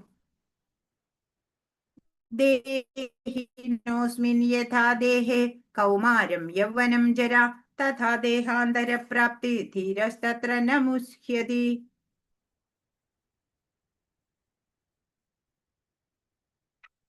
ഹരേ കൃഷ്ണ. അപ്പൊ ശരീരസ്ഥനായ ആത്മാവ് ബാല്യത്തിൽ നിന്ന് യൗവനത്തിലേക്കും പിന്നെ വാർദ്ധക്യത്തിലേക്കും കടക്കുന്നത് പോലെ മരണശേഷം മറ്റൊരു ശരീരത്തിലേക്ക് പ്രവേശിക്കുന്നു. സമചിത്തനായ ഒരാൾക്ക് ഈ പരിണാമത്തെ പറ്റി സംഭ്രമമുണ്ടാവില്ല. ഇപ്പൊ എന്താ നമ്മൾ മനസ്സിലാക്കേണ്ടത്? ഒരു ആത്മാവ് ഈ ശരീരത്തിൽ ഇരിക്കുകയാണ്, ശരീരസ്ഥനായിട്ടുള്ള ആത്മാവ്. അപ്പോ ഈ ശരീരത്തിൽ ഇരിക്കുന്ന ആത്മാവ് ഉണ്ടല്ലോ, അത് ബാല്യത്തിൽ നിന്ന് യൗവനത്തിലേക്ക് കടക്കും അല്ലെ? അപ്പൊ നമ്മൾ കരയാറുണ്ടോ? അയ്യോ ബാല്യം പോയി പറഞ്ഞിട്ട് കരയോ? ഇല്ല അല്ലെ? പിന്നെ വാർദ്ധക്യത്തിലേക്ക് കടക്കും, അപ്പോഴോ എന്റെ യൗവനം പോയി എന്ന് പറഞ്ഞിട്ട് ചിലവരൊക്കെ കരയും അല്ലെ? ജരാനരകളൊന്നും ഇഷ്ടപ്പെടാത്തവര്. അങ്ങനെ പിന്നെ മരണം. ആ മരണത്തിന് ശേഷോ മറ്റൊരു ശരീരത്തിലേക്ക് ഈ ആത്മാവ് പ്രവേശിക്കുന്നുണ്ട്. അപ്പോ നമ്മള് മരണം എന്ന് പറയുന്നത് ഒരു എന്താ പറയാ, ഓസ്പീഷ്യസ് ആയിട്ടുള്ള ഒരു കാര്യമാണ്. അതിനെ ദുഃഖിക്കേണ്ടതില്ല. കാരണം ആ ജീർണിച്ച് ഒന്നിനും കൊള്ളാത്തതായിട്ടുള്ള ശരീരത്തിനെയാണ് ഉപേക്ഷിക്കണേ. പുതിയൊരു ഫ്രഷ് പീസ് കിട്ടുകയാണ്, പിന്നെ ഫ്രഷ് ആയിട്ടൊരു ശരീരം ലഭിക്കുകയാണ്. അപ്പൊ നമ്മള് സന്തോഷിക്കുകയാണ് വേണ്ടത് അല്ലെ? ഇപ്പൊ സമചിത്തനായ ഒരാൾക്ക് ഈ പരിണാമത്തെ പറ്റി സംഭ്രമം ഉണ്ടാവില്ല. മരണം അതും ഒരു പരിണാമം മാത്രാണ്. ബാല്യത്തിൽ നിന്ന് യൗവനത്തിലേക്കും പിന്നെ വാർദ്ധക്യത്തിലേക്കും കടക്കുന്നത് പോലെ മരണശേഷം മറ്റൊരു ശരീരത്തിലേക്ക് ഈ ആത്മാവ് പ്രവേശിക്കുന്നു. അപ്പൊ ആത്മാവിന്റെ ഒരു പരിണാമം മാത്രമായിട്ട് വേണം ആ മരണത്തെ നമ്മൾ കണക്കാക്കേണ്ടത്. ജീവാത്മാവ്, പരമാത്മാവ്, ഭൗതിക പ്രകൃതി, ആത്മീയ പ്രകൃതി എന്നിവയുടെ വ്യവസ്ഥയെക്കുറിച്ച് പൂർണ്ണമായ അറിവ് നേടിയ വ്യക്തിയെ ധീരൻ അഥവാ സമചിത്തതയുള്ള ആൾ എന്ന് പറയാം. അങ്ങനെയുള്ള ഒരാൾക്ക് ശരീര പരിണാമങ്ങളെ പറ്റി വ്യാമോഹമുണ്ടാവില്ല. ആരാണ് ധീരൻ എന്നിവിടെ പറയാണ്. ഈ ജീവാത്മാവിനെ കുറിച്ച്, പരമാത്മാവിനെ കുറിച്ച്, ഭൗതിക പ്രകൃതിയെ കുറിച്ച്, ആത്മീയ പ്രകൃതിയെ കുറിച്ച് ഒക്കെ അവയുടെയൊക്കെ വ്യവസ്ഥയെ കുറിച്ചിട്ടുള്ള പൂർണ്ണമായ അറിവ് നേടിയ വ്യക്തിയാണ് ധീരൻ, അല്ലെങ്കിൽ സമചിത്തതയുള്ളവൻ എന്ന് പറയണത്. അങ്ങനെയുള്ള ഒരാൾക്ക് ഈ ശരീര പരിണാമങ്ങളെ പറ്റി വ്യാമോഹം ഉണ്ടാവില്ല അല്ലെ? ബാല്യം, കൗമാരം, യൗവനം, വാർദ്ധക്യം, മരണം, ഈ പരിണാമങ്ങളെ ഒന്നും അയാള് സമചിത്തതയോടെ നോക്കിക്കാണും. സന്തോഷവും സന്താപവും ഒന്നും ഉണ്ടാവില്ല. ജീവാത്മാവിനെ തുണ്ടുകളാക്കി വിഭജിക്കാൻ സാധ്യമല്ല എന്ന കാരണത്താൽ അതിനെക്കുറിച്ചുള്ള മായാവാദികളുടെ അദ്വൈത സിദ്ധാന്തം സ്വീകാര്യമല്ല. ഇപ്പൊ ഭഗവാന് എങ്ങനെ അചിന്ത്യ ശക്തികളാണ് ഭഗവാനുള്ളത്. അപ്പോ നമ്മൾ വിചാരിക്കും എല്ലാം ഭഗവത് അംശമാണ് എല്ലാ ജീവാത്മാക്കളും. അപ്പൊ ഈ പരമാത്മാവിനെ വെട്ടിമുറിച്ച് തുണ്ടുകളാക്കിയിട്ടാണോ? അങ്ങനെ അല്ല. ഭഗവാൻ പൂർണ്ണമദ പൂർണ്ണമിദം പൂർണ്ണാത് പൂർണ്ണമുദച്യതേ പൂർണ്ണസ്യ പൂർണ്ണമാദായ പൂർണ്ണമേവാവശിഷ്യതേ ഈശോപനിഷത്തിന്റെ ധ്യാന മന്ത്രമാണ്. അപ്പോ ഭഗവാൻ സമ്പൂർണനാണ്. എല്ലാം കൊണ്ടും സമ്പൂർണനായിട്ടുള്ള ആ ഭഗവാനിൽ നിന്ന് എത്ര പൂർണ്ണങ്ങള് വന്നാലും ഭഗവാന് സമ്പൂർണനായി തന്നെ നിലകൊള്ളും എന്നാണ് ഉപനിഷത്ത് പറയുന്നത്. അപ്പൊ ആ ഭഗവാൻ, ആ ഇന്ത്യ ശക്തനായിട്ടുള്ള ആ ഭഗവാനിൽ നിന്ന് ഭഗവത് അംശമായിട്ട് കോടാനുകോടി ജീവാത്മാക്കള് വന്നാലും ഭഗവാൻ ഒരു അവ്യയനാണ്. ഭഗവാൻ ഒരു വ്യയവും സംഭവിക്കില്ല. ഭഗവാന് പരിപൂർണതയോടെ തന്നെ സമ്പൂർണനായിക്കൊണ്ട് തന്നെ ഭഗവാൻ നിലകൊള്ളും എന്ന് നമുക്കറിയാം അല്ലെ? നമ്മുടെ ഉപനിഷത്തുക്കള് നമുക്ക് പറഞ്ഞു തരുന്നുണ്ട്. വെള്ളത്തിൽ കാണുന്ന ആകാശത്തിന്റെ പ്രതിബിംബം സൂര്യചന്ദ്രന്മാരെയും നക്ഷത്രങ്ങളെയും ഉൾക്കൊള്ളുന്നു. നക്ഷത്രങ്ങൾ ജീവാത്മാക്കളെ പോലെയാണ്. പരമാത്മാവിനെയാണെങ്കിൽ സൂര്യനോടോ ചന്ദ്രനോടോ ഉപമിക്കാം. ഇപ്പൊ വെള്ളത്തില് ആകാശത്തിന്റെ പ്രതിബിംബം കാണും.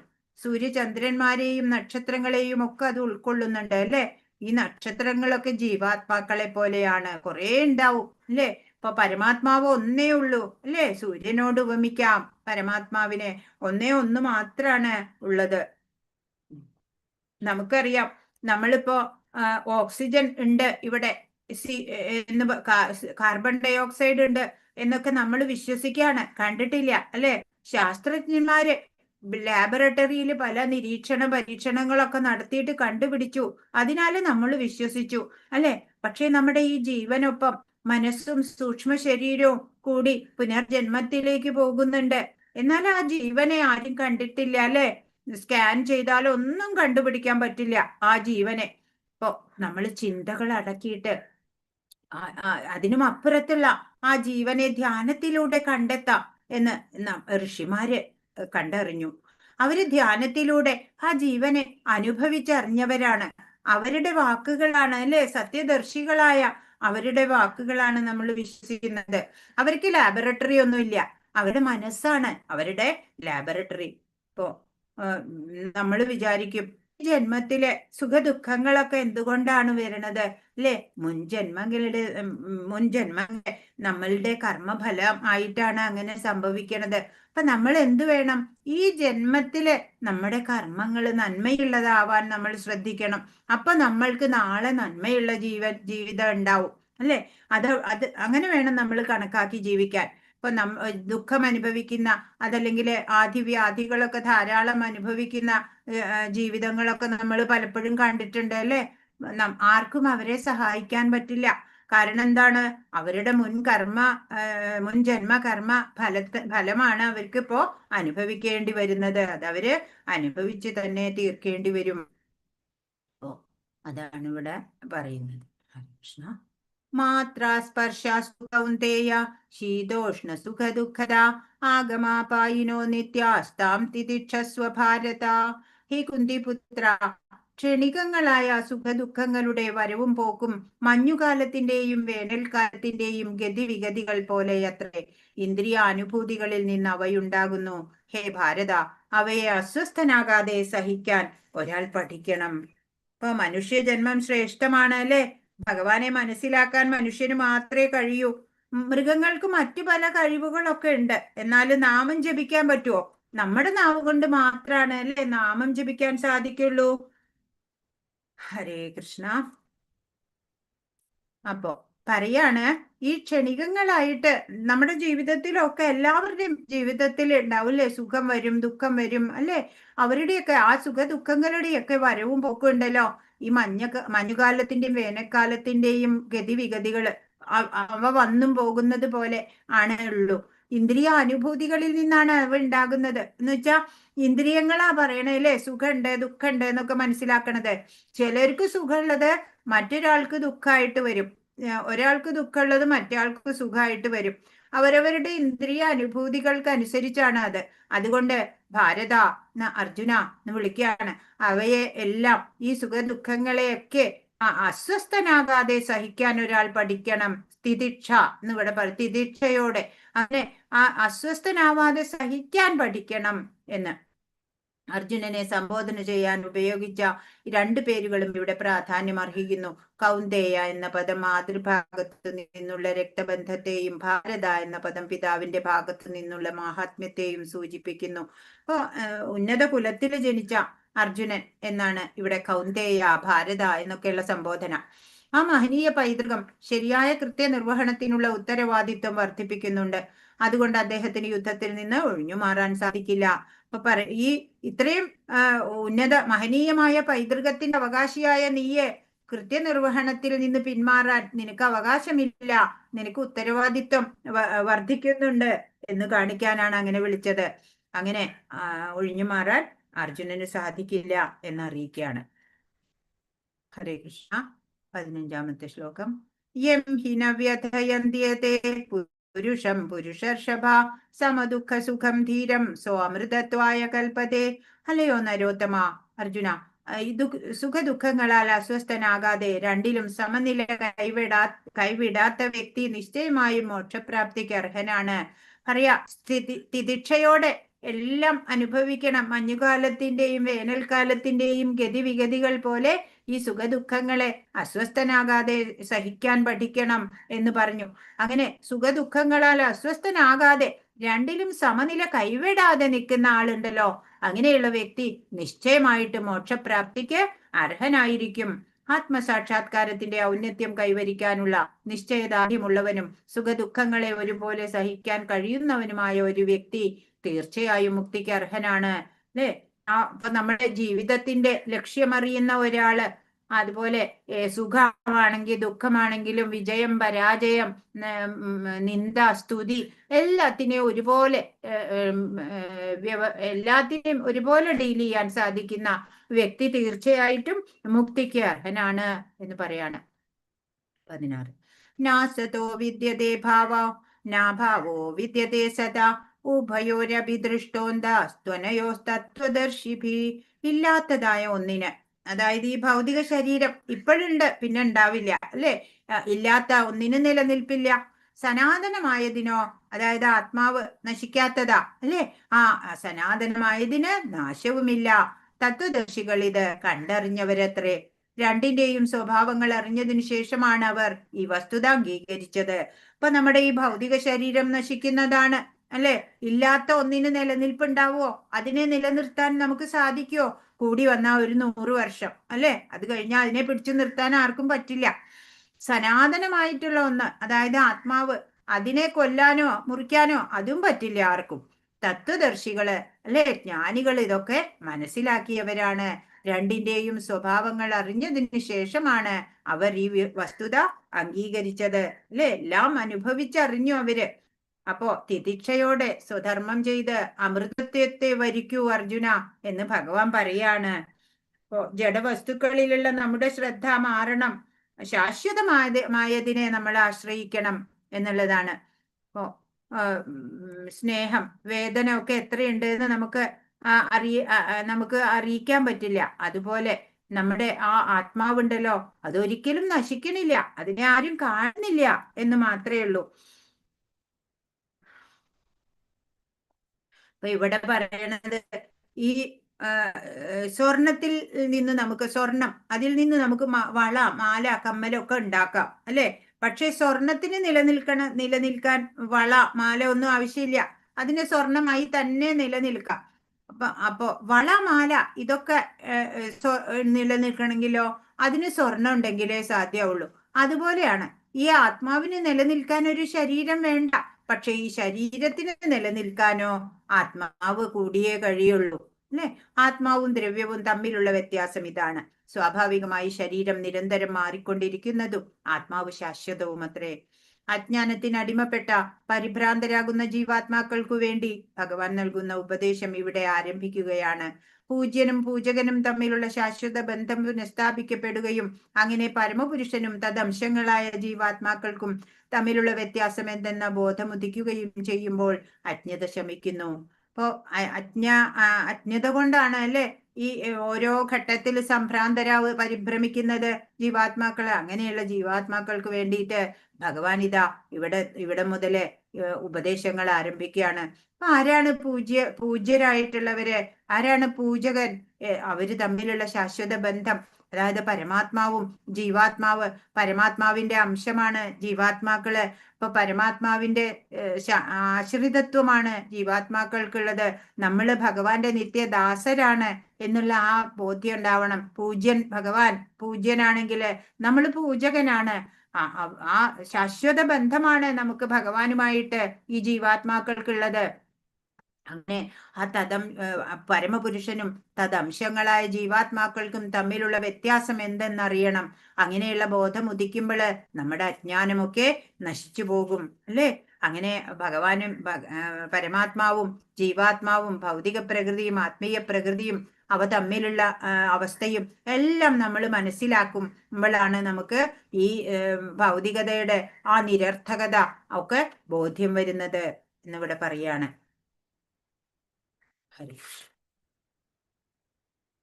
അവിനാശി തു തദ്വിധി യേന സർവമിദം തദം വിനാശമവ്യയസ്യ ന കശ്ചിത് കർത്തുമർഹതി. ശരീരത്തിൽ എങ്ങും വ്യാപിച്ചിരിക്കുന്ന ആ സത്തയ്ക്ക് നാശമില്ലെന്ന് നീ അറിയുക. ആ അനശ്വരനായ ആത്മാവിനെ നശിപ്പിക്കാൻ ആർക്കും സാധിക്കുകയില്ല. അപ്പൊ ഈ സത്ത, ഉണ്മ എന്നൊക്കെ പറയും അല്ലെ, ചേതന, പ്രജ്ഞ എന്നൊക്കെ പല പേരുകളിൽ പറയുന്ന ആ ശരീരത്തിൽ എങ്ങും വ്യാപിച്ചിട്ടുള്ള ഒരു സ്പിരിച്വൽ സ്പാർക്കാണ്. നമുക്കറിയാം ആത്മാവിന്റെ വലിപ്പം എത്രയാണ്? 1/10,000. എന്തിന്റെ? കേശാഗ്രത്തിന്റെ 1/10,000 ആണ് ആത്മാവിന്റെ വലിപ്പം എന്ന് ഉപനിഷത്തുക്കൾ നമുക്ക് പറഞ്ഞു തന്നു. അപ്പോ ആ ശരീരത്തിൽ എങ്ങും വ്യാപിച്ച് അതിനെ പ്രവർത്തനക്ഷമമാക്കാൻ പോകുന്ന ശക്തിയുണ്ട് അതിന്. ആ സ്പിരിച്വൽ സ്പാർക്ക് മതി അതിന്. ആ അനശ്വരനായ ആത്മാവിനെ നശിപ്പിക്കാൻ ആർക്കും സാധിക്കില്ല എന്നാണ് ഇവിടെ ഭഗവാൻ പറയണത്. ആത്മാവിന്റെ സാന്നിധ്യത്തിന് തെളിവാണ് ദേഹത്തിൽ കുടികൊള്ളുന്ന വ്യക്തിപരമായ അവബോധം. നമുക്ക് ഞാൻ ഇന്ന ആളാണ് എന്നൊക്കെയുള്ള അവബോധം അത് ആത്മാവിന്റെ സാന്നിധ്യം കൊണ്ടാണ് മാത്രം. അല്ലെ, മരിച്ച ആൾക്ക് ഇതൊന്നും പറയാൻ പറ്റില്ല. മുടിയിഴത്തുമ്പിന്റെ 10,000-ൽ-1 മാത്രം വലിപ്പമുള്ള കണക്കറ്റ ജീവാത്മ കണങ്ങളുണ്ട്. ഭൗതിക കണങ്ങളെക്കാൾ ചെറുതായ ജീവാത്മാവ് ആത്മീയ കണമാണ്. അവ നിരവധിയുണ്ട് താനും. കോടാനുകോടി, അല്ലെ, 84 ലക്ഷം തരം സ്പീഷീസില് കോടാനുകോടി ജീവാത്മാക്കളുണ്ട് അങ്ങനത്തെ. അവയുടെ വലിപ്പം നമ്മൾ പറഞ്ഞു, അല്ലെ, മുടിയിഴത്തുമ്പിന്റെ 1/10,000 ആണ് വലിപ്പമുള്ളത്. അപ്പൊ അത്രയും ചെറിയ കണമാണ്, അല്ലെ, ആ സ്പിരിച്വൽ സ്പാർക്ക് എന്നേ പറയാൻ പറ്റുള്ളൂ. അത് നിരവധിയുണ്ട് അങ്ങനെയുള്ളത്. അന്തവന്തയിമേ ദേഹ നിത്യസ്യോക്താ ശരീരിണ അനാശിനോ അപ്രമേയസ്യ തസ്മാദുധ്യസ്വ ഭാരത. ഈ ഭൗതിക ദേഹത്തിനെ നാശമുള്ളൂ, അതിൽ വാഴുന്ന ജീവാത്മാവ് ശാശ്വതനാണ്, അപരിമേയനും നാശമില്ലാത്തവനുമാണ്. അതുകൊണ്ട് അർജുന, നീ യുദ്ധം ചെയ്യുക. പറയാണ്, ഈ ഭൗതിക ദേഹത്തിന് മാത്രാണ് നാശം സംഭവിക്കുന്നുള്ളൂ. അതിന്റെ അകത്തുള്ള വാഴുന്ന ജീവാത്മാവ് ശാശ്വതനാണ്, അപരിമേയനാണ്, നാശമില്ലാത്തവനാണ്. അല്ലെ, അതിന് ഒരു തരത്തിലും അപകടം വരുത്താൻ ആർക്കും സാധിക്കില്ല, നശിപ്പിക്കാൻ സാധിക്കില്ല. അതുകൊണ്ട് നീ യുദ്ധം ചെയ്യൂ അർജുന എന്ന് പറയാണ്. സൂര്യപ്രകാശം പ്രപഞ്ചത്തെ നിലനിർത്തുന്നത് പോലെ ആത്മാവിന്റെ തേജസ് ഭൗതിക ദേഹത്തെയും പുലർത്തിപ്പോരുന്നു. അപ്പോ ജീവാത്മാവിനെ ഹിംസിക്കാനോ ദേഹത്തെ എത്ര കാലം വേണമെങ്കിലും നിലനിർത്തി പോരാനോ ഒന്നും സാധിക്കില്ല. അല്ലെ, ജീവാത്മാവ് നാശമില്ലാത്തത്, അതിനെ നശിപ്പിക്കാൻ പറ്റില്ല. എന്നാൽ ഈ ഭൗതിക ശരീരത്തിനെ കുറെ കാലം നിലനിർത്തി പോരാൻ പറ്റുമോ? അതില്ല, അല്ലെ, അത് നശിക്കുന്നതാ ഒരു കാലം വരുമ്പോ. അപ്പോ ആത്മാവിനെ ആർക്കും നശിപ്പിക്കാനാവില്ല എന്നുള്ളത് നമ്മൾ അറിയണം എന്ന് പറയാണ്. ഈ ജീവാത്മാവ് വിട്ടുപോയാൽ ഉടനെ ശരീരം ജീർണിക്കും, അല്ലെ, അതുകൊണ്ട് അതിനെ നിലനിർത്തി പോരുന്നത് ജീവാത്മാവാണ് എന്നറിയണം. ഈ ഭൗതിക ശരീരത്തിന് പ്രത്യേക പ്രാധാന്യമൊന്നുമില്ല എന്നുള്ളത് മനസ്സിലാക്കണം. 19 യേനം വേത്തി ഹന്താരം യശ്ചൈനം മന്യദേഹതം ഉഭൗ തൗ ന വിജാനീതോ നായം ഹന്തി ന ഹന്യതേ. പറയാണ്, ജീവാത്മാവ് കൊല്ലപ്പെട്ടുവെന്നോ ആരെയെങ്കിലും കൊല്ലുന്നുവെന്നോ കരുതുന്നവൻ ജ്ഞാനിയല്ല. ആത്മാവ് കൊല്ലുകയോ മരിക്കുകയോ ഇല്ല. ദേഹമാണ് ഞാൻ എന്ന് കരുതുന്നത് അജ്ഞാനിയാണ്, അല്ലെ. ജ്ഞാനികളുടെ അഭിപ്രായമാണ് ഞാൻ ദേഹമാണ് എന്ന്. അപ്പോ ജീവൻ കൊല്ലപ്പെടുന്നില്ല എന്ന ധാരണ ജന്തുഹിംസയെ പ്രോത്സാഹിപ്പിക്കുന്നതല്ല. ആധികാരികമല്ലാത്ത നിലയിൽ ഏത് ജീവിയെ ഹിംസിക്കുന്നതും നികൃഷ്ടമാണ്. ഭഗവത് നീതി അനുസരിച്ചും രാഷ്ട്രീയ നീതി അനുസരിച്ചും ശിക്ഷാർഹമാണ്. ചിലവരെ തൂക്കിക്കൊല്ല, അതൊക്കെ ഓരോ നിയമം അനുസരിച്ച് ചെയ്യണതാ.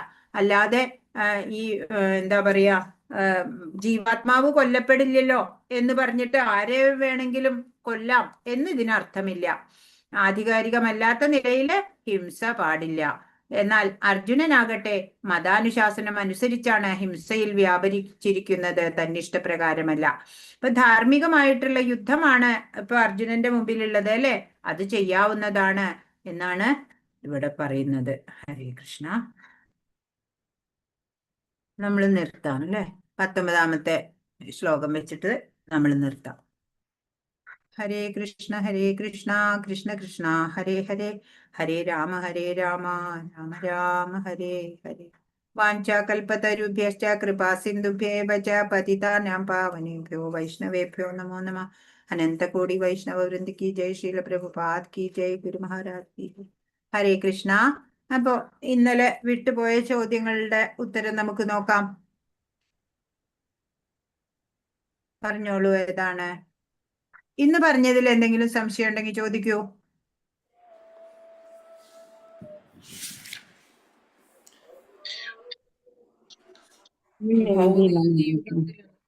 ഹരേ കൃഷ്ണ. ഹരേ കൃഷ്ണ. പാർത്ഥൻ എന്ന് അർജുനെ പറയണ്ടല്ലോ. പൃഥയുടെ മകൻ പൃഥാനാണ്. കുന്തി ദേവിക്ക് മറ്റൊരു പേര് പൃഥ. ഇന്നത്തെ അപ്പൊ യുധിഷ്ഠിരും ഭീമനും ഒക്കെ കുന്തി ദേവിയുടെ മക്കൾ തന്നെയല്ലേ? പാർത്ഥൻ അർജുനനാണ്.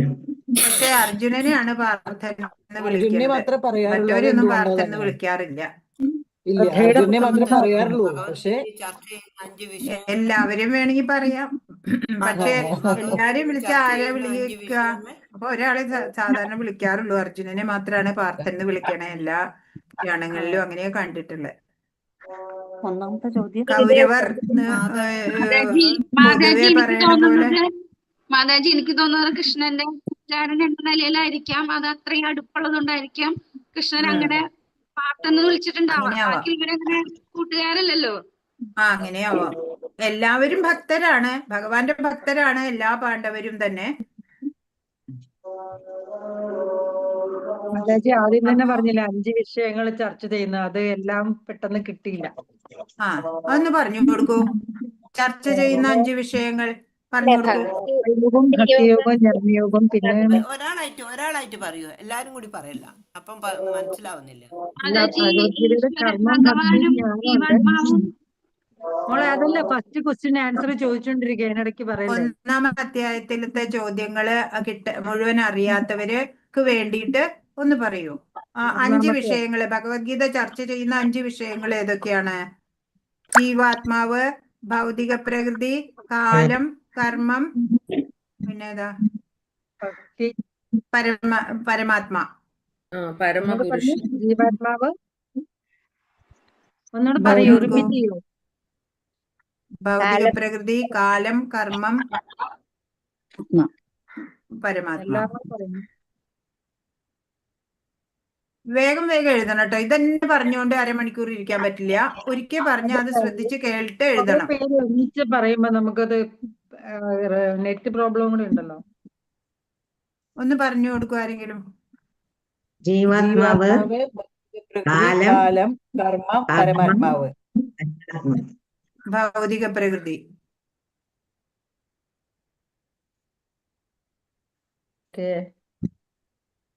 ഇനി ഏതാ അറിയേണ്ടത്? ക്വസ്റ്റ്യനില് എനിക്ക് കിട്ടാതെ വന്നത് പാണ്ഡവരുടെ വിജയത്തിന്റെ അടയാളങ്ങൾ എന്തെല്ലാം, അതെന്താണോ എനിക്ക് പെട്ടെന്ന് കിട്ടിയില്ലായിരുന്നു. അതൊന്ന് പറഞ്ഞു കൊടുക്കും ആരെങ്കിലും. എല്ലാവരോട് പറയല്ലേ.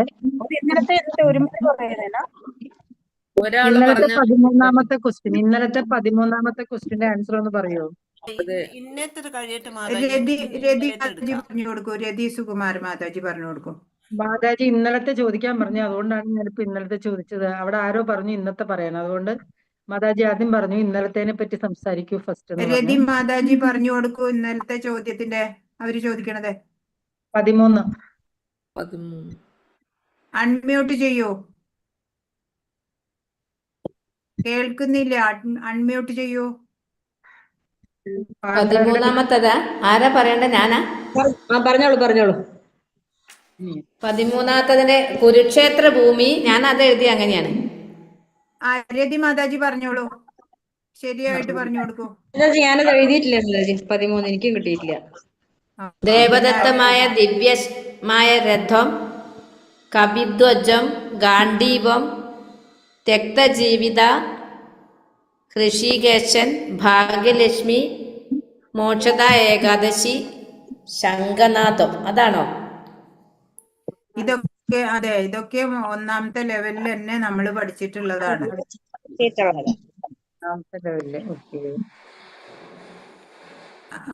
കിട്ടിയോ ഇപ്പൊ ലതാ മാതാജിക്ക്? അത് അറിഞ്ഞു മനസ്സിലായോ? മാതാജി ഇതാണോ മാതാജി കൃഷ്ണൻ കൂടിയുള്ളതും ഗാന്ഡീവം എന്നുള്ള ധനുസുള്ളതും ഹനുമാന്റെ രഥം, ഹനുമാൻ കൊടിയിൽ രഥമുള്ളതും ആണോ അവർ വിജയത്തിന്റെ? അത് വേറൊരു ക്വസ്റ്റ്യൻ ആൻസർ ആണല്ലോ. പാണ്ഡവരുടെ വിജയത്തിന്റെ അടയാളങ്ങൾ. വിജയത്തിന്റെ അടയാളങ്ങൾ എന്തെല്ലാം എന്നുള്ള ക്വസ്റ്റ്യൻ ചോദിച്ചു. ഒന്നാമത് കുരുക്ഷേത്രം ഭൂമി, ആ പുണ്യഭൂമിയിൽ ധർമ്മമേ വിജയിക്കുള്ളൂ. പിന്നെ ഭഗവാൻ കൂടെയുള്ളതാണ് പ്രധാനമായിട്ടുള്ള ഒരു വിഷയം. പാണ്ഡവരുടെ കൂടെ ഭഗവാൻ ഉണ്ട്, അതുകൊണ്ട് വിജയം ഉണ്ടാവും. പിന്നെ അവരുടെ രഥം ദിവ്യമായ രഥമാണ്, അഗ്നിദേവനാൽ നൽകപ്പെട്ട രഥം. അതിന് എവിടെയും തോൽവി സംഭവിക്കില്ല അതില്. പിന്നെ മാത്രല്ല അവരുടെ ശംഖങ്ങളൊക്കെ ദിവ്യ ശംഖങ്ങളാണ്. പിന്നെ എന്താണ്, പിന്നെ ഭഗവാൻ കപിധ്വജൻ ഹനുമാൻ സ്വാമി അവരുടെ കൂടെയുണ്ട്. രാമരാവണ യുദ്ധത്തിലും ശ്രീരാമനെ വിജയത്തിലേക്ക് എത്തിക്കാൻ ഹനുമാനാണ് ഏറ്റവും വലിയ സഹായിയായത്. അതുകൊണ്ട് കപിധ്വജം ഒരു ഘടകമാണ്. പിന്നെ മാത്രല്ല പിന്നെ ഏതാ എല്ലാം തെക്തജീവിത എന്ന് പറഞ്ഞിട്ടുണ്ട്. അപ്പൊ 2 സൈന്യങ്ങളിലും ഉണ്ട് സ്വന്തം ജീവൻ ത്യജിക്കാൻ പോലും തയ്യാറായി വന്നിട്ടുള്ള പോരാളികള് ധാരാളം ഉണ്ട്. അത് വിജയസാധ്യതയാണ് കാണുന്നത്. പിന്നെ പിന്നെ ഭഗവാൻ ഉള്ളത് പറഞ്ഞു. അത്രയൊക്കെ കാര്യങ്ങളാണ് അർജുനന്റെ വിജയത്തിന് ഘടകങ്ങൾ. അടുത്ത ഇനി ഏതാ ചോദ്യം? പിന്നെ ഇന്നത്തേലേ ഉള്ളൂ. ഇന്നത്തേല് ഇന്നത്തെ നമുക്ക് ഇന്ന് നോക്കണമെങ്കിൽ നോക്കാം, ഇല്ലേച്ചാ ചാപ്റ്റർ കഴിഞ്ഞിട്ട് നോക്കാം. കഴിഞ്ഞിട്ട് നോക്കാം മാതാജി, ഇതാണ് നല്ലത്. അല്ല, ഇന്നത്തെ കഴിഞ്ഞില്ലേ? ഇന്നത്തെ കഴിഞ്ഞു. ഇല്ല, കഴിഞ്ഞില്ല. 19 ആയതേ ഉള്ളൂ. ഇന്ന് കഴിഞ്ഞിട്ട് ഇന്ന് ക്ലാസ് കഴിഞ്ഞു. വൈൻഡപ്പായി. 19 ശ്ലോകങ്ങളല്ലേ പഠിച്ചോളൂ. ഇന്ന് കഴിഞ്ഞെന്നാ പറഞ്ഞത്. ഇനി നാളെ അത് ബാക്കി. നാളെയാണ് ബാക്കി. ഇന്നത്തെ ക്വസ്റ്റ്യൻ എഴുതി. മനസ്സിലായോ? ഇന്ന് പഠിപ്പിച്ചത് നിങ്ങൾക്ക് മനസ്സിലായോ?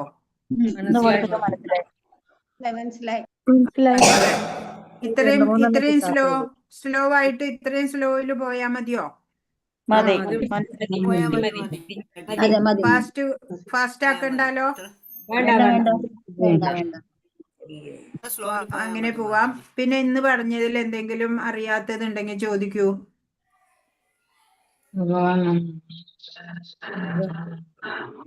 ഭഗവത്ഗീതയിൽ ചർച്ച ചെയ്യുന്ന 5 വിഷയങ്ങൾ അത് പറഞ്ഞല്ലോ. ജീവാത്മാവ്, പരമാത്മാവ്, കാലം, കർമ്മം, ഭൗതിക പ്രകൃതി. ലതാ മാതാജി, ഒരു കാര്യം ശ്രദ്ധിക്കണം. ഇത് ക്ലാസ് ആണ്. ഇത് നമുക്ക് ഇങ്ങനെ ലാഗ് ചെയ്ത് കുറെ കാലം ഇങ്ങനെ കൊണ്ടുപോകാൻ പറ്റില്ല. ക്വസ്റ്റിന്റെ ആൻസർ ഒരു തവണ പറഞ്ഞാൽ അത് എഴുതിയെടുക്കാനുള്ള സാന്നിധ്യം ഉണ്ടാവണം. അത് വീണ്ടും വീണ്ടും ചോദിച്ചോണ്ടിരുന്ന അത് എത്ര ഡിസ്റ്റർബൻസാ മറ്റുള്ളവർക്ക്. ഞാനല്ല ചോദിച്ചേ, ഞാൻ ആൻസർ പറയതാ. എഴുതിന്ന് പറഞ്ഞു. ആൻസർ അങ്ങനെ പറയണ്ട, എഴുതിയെടുത്തോളൂ. ഇത് എല്ലാവർക്കും നോട്ട് ചെയ്ത് അപ്പോഴപ്പോഴേ പോകാൻ വേണ്ടിയിട്ടാ. ഇനി ശ്രദ്ധിച്ചോളൂ ലതാ മാതാജി, അതുപോലുള്ളവർ ശ്രദ്ധിക്കുക. എന്താ വെച്ചാല് ഇപ്പൊ നമ്മളിപ്പോ ക്വസ്റ്റ്യൻ മുമ്പേ തരൂലോ. അപ്പൊ ആ ക്വസ്റ്റ്യൻ നമ്മൾ ഒരു പേപ്പറിൽ എഴുതി വെക്കണം. എന്നിട്ട് ക്ലാസ് പോകുമ്പോ തന്നെ അതിന്റെ ആൻസറുകൾ കിട്ടിക്കൊണ്ടിരിക്കുന്നുണ്ടാവും. അത് അവിടെ നോട്ട് ചെയ്ത് പോയാൽ മതി. ഇത്രയേ ഉള്ളൂ. വെരി സിമ്പിൾ ആണ്. അതിനെ കോംപ്ലിക്കേറ്റഡ് ആക്കണ്ട. പിന്നെ ഇനിയിപ്പോ ഏതെങ്കിലും അറിയാതെ വന്നു വിചാരിക്കുക. അതിനാണ് നമ്മൾ ഈ അവസാനം ഡിസ്കസ് ചെയ്തിട്ട് അത് കണ്ടുപിടിക്കുന്നത്, പറയുന്നത്. അല്ലാതെ ഒട്ടും അറിയാതെ പിന്നെ ഓരോന്ന് ചോദിച്ച് അപ്പൊ എല്ലാവരുടെയും സമയമല്ലേ പോണത്, ഒരാളുടെ മാത്രല്ലല്ലോ. ഞാൻ ഒരെണ്ണല്ലേ ചോദിച്ചുള്ളൂ. ബാക്കി എല്ലാത്തിനും ഞാൻ ആൻസർ എഴുതിയിട്ടുണ്ട്. ക്വസ്റ്റ്യൻ നോക്കുന്നുണ്ട്. കഴിഞ്ഞിട്ട് എടുത്താ പോരെ, അതിനകത്ത് കൊറേ ഉണ്ടല്ലോ ലാസ്റ്റിലേക്ക്.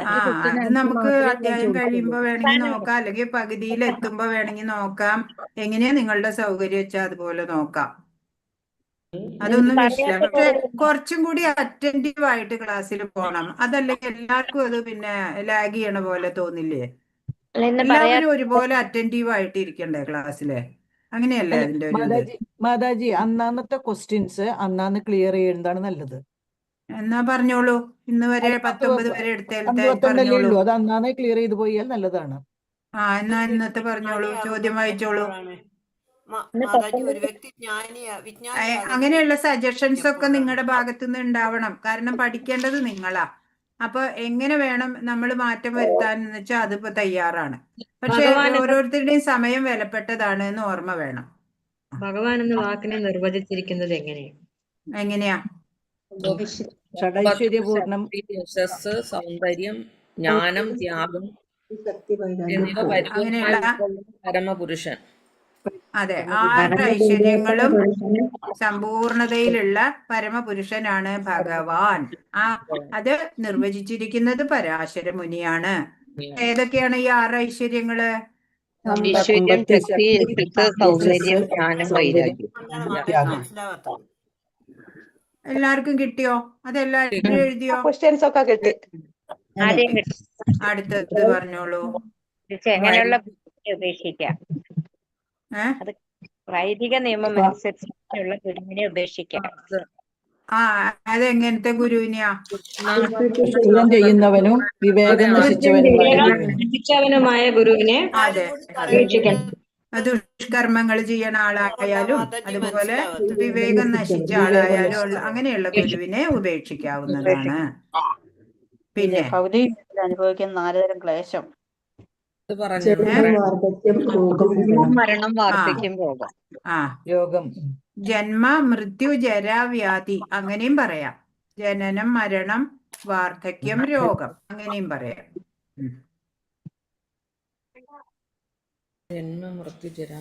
എല്ലാവരും നോട്ട് ചെയ്തോ?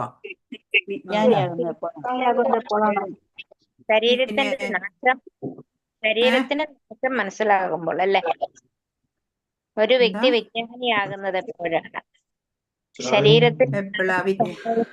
ശരീരം നശിക്കുന്നതാണ്, ആത്മാവ് നശിക്കാത്തതാണ് എന്ന് മനസ്സിലാക്കുന്നവൻ. ആത്മാവിനെ പോലെ പ്രാധാന്യം ശരീരത്തിനില്ല എന്ന് അറിഞ്ഞത്.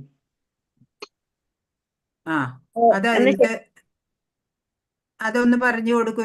ശരിയായിട്ടുള്ള സെന്റൻസ് സ്ലൈഡിൽ കണ്ട പോലെ തന്നെ പറഞ്ഞിട്ടുണ്ടല്ലോ.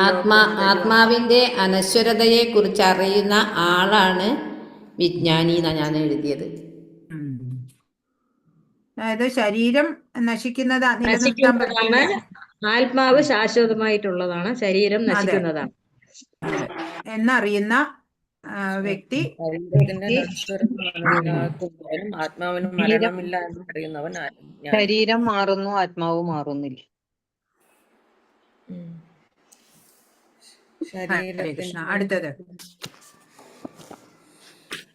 അടുത്തത് ഏതാ? ഇങ്ങനെയുള്ള വ്യക്തികൾ മുക്തിക്ക് അർഹരാകുമെന്ന് ഭഗവാൻ പറയാം. എങ്ങനെയുള്ള ആളാ? വിധിച്ചയോടെ സുഖദുഃഖങ്ങളെ ഒരുപോലെ സഹിക്കാൻ കഴിയുന്നവനും ആത്മസാക്ഷാത്കാരത്തോടെ പ്രവർത്തിക്കുന്നവനും.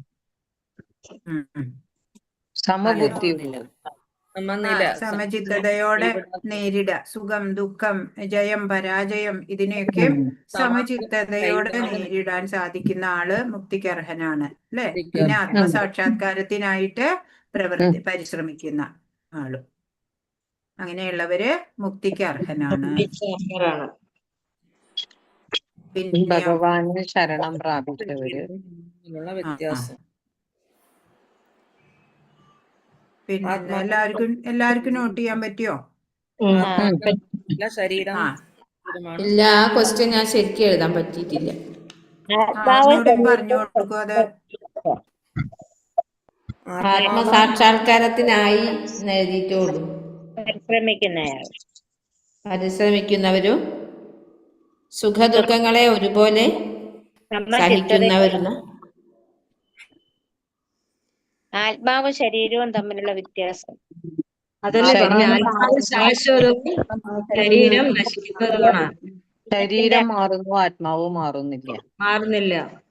ആത്മാവിന് നാശമില്ല, ശരീരം നശ്വരമാണ്.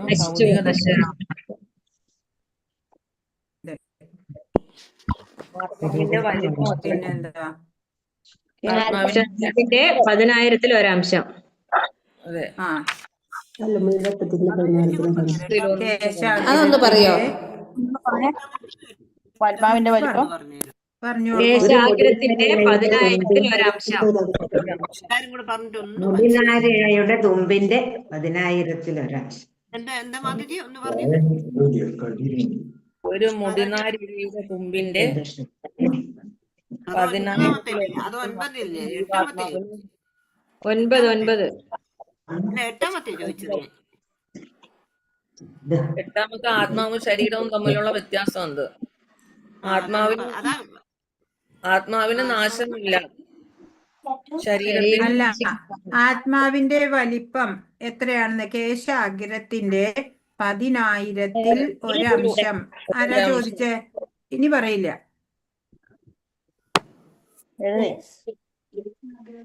എല്ലാരും കൂടെ ഒരുമിച്ച് പറയുന്നത് കൊണ്ടാണ് മനസ്സിലാവാത്തത്. ഒരാള് മാത്രം പറഞ്ഞു കൊടുക്കൂ. ഷൈമ മാതാജി മാത്രം പറഞ്ഞു കൊടുക്കൂ. ആത്മാവിന്റെ വലിപ്പം. ആത്മാവിന്റെ വലിപ്പം, ആത്മാവ് അത്യന്തം മാതാജി കേൾക്കുന്നുണ്ടോ? ആത്മാവ് അത്യന്തം സൂക്ഷ്മമാണ്. നമ്മുടെ മുടിയുടെ അഗ്രത്തിന്റെ 10,000 അത് 1/10,000 ആ ഒരു ഭാഗം മാത്രമാണ് ആത്മാവിന്റെ വലിപ്പം. അത്രയും സൂക്ഷ്മമാണ്. മാതാജി കേട്ടോ? മനസ്സിലായോ മാതാജി? എട്ടാമത്തെ ഒന്ന് പറഞ്ഞു തരുമോ? എഴുതി എട്ടാമത്തെ പറയാം. എട്ടാമത്തെ ആത്മാവിന് നാശമില്ല, ശരീരത്തിന് നിലനിൽപ്പ്. ഒരാളെ ഷൈമ മാതാജി മാത്രം പറയൂ. ആത്മാവും ശരീരവും തമ്മിലുള്ള വ്യത്യാസല്ലേ മാതാജി ചോദിച്ചത്? അതെ ശരീരം നശിക്കുന്നതും ആത്മാവ് ശരീരം നശിക്കുന്നതും താൽക്കാലികവുമാണ്. ആത്മാവാണ് ശാശ്വതവും നശിക്കാത്തതും. അങ്ങനെയാണ് മാതാജി എനിക്ക് മനസ്സിലായതും ഞാൻ എഴുതി വെച്ചത്. അതെ അതെ. ഇതിങ്ങനെ പറയല്ലോ, ആത്മാവിന് നിലനിൽക്കാൻ ശരീരത്തിന്റെ മനസ്സിലായോ? ഭാനു മാതാജിക്ക് കിട്ടിയോ ആൻസർ? മനസ്സിലായി. ഇനി ഏതാ കിട്ടാത്തെ? ആത്മാവിന്റെ സവിശേഷത.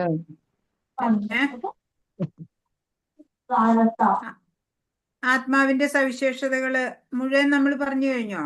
ഇല്ല, കഴിഞ്ഞിട്ടില്ല. അത് നാളെയും കൂടി കഴിയുമ്പോഴേ കിട്ടുള്ളൂ. ഓക്കെ മാതാജി, വേറെ ഒരു സംശയം ഒന്നുണ്ടോ? എന്തെങ്കിലും സംശയം ഉണ്ടോ? ഇനി നല്ലോണം മനസ്സിലാക്കിയിട്ട് പോണം. എന്നിട്ടാ ചോദിക്കണേ. എന്തെങ്കിലും അറിയാത്തതുണ്ടെങ്കിൽ ചോദിക്കാം. ലാസ്റ്റത്തെ ഇതിന്റെ സ്ലൈഡ് ഒന്നുകൂടെ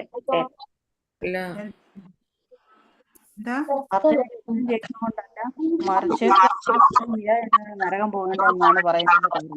അതൊന്നും ആയിട്ടില്ല മാതാജി, അത് എടുക്കാൻ പോണേ ഉള്ളൂ. ഹരേ കൃഷ്ണ. ഇനി സംശയമൊന്നും ഇല്ലെങ്കിൽ ഉണ്ടെങ്കിൽ നാളെ ചോദിച്ചോളൂ കേട്ടോ. ഹരേ കൃഷ്ണ. എല്ലാവർക്കും പ്രണാമം. ഹരേ കൃഷ്ണ.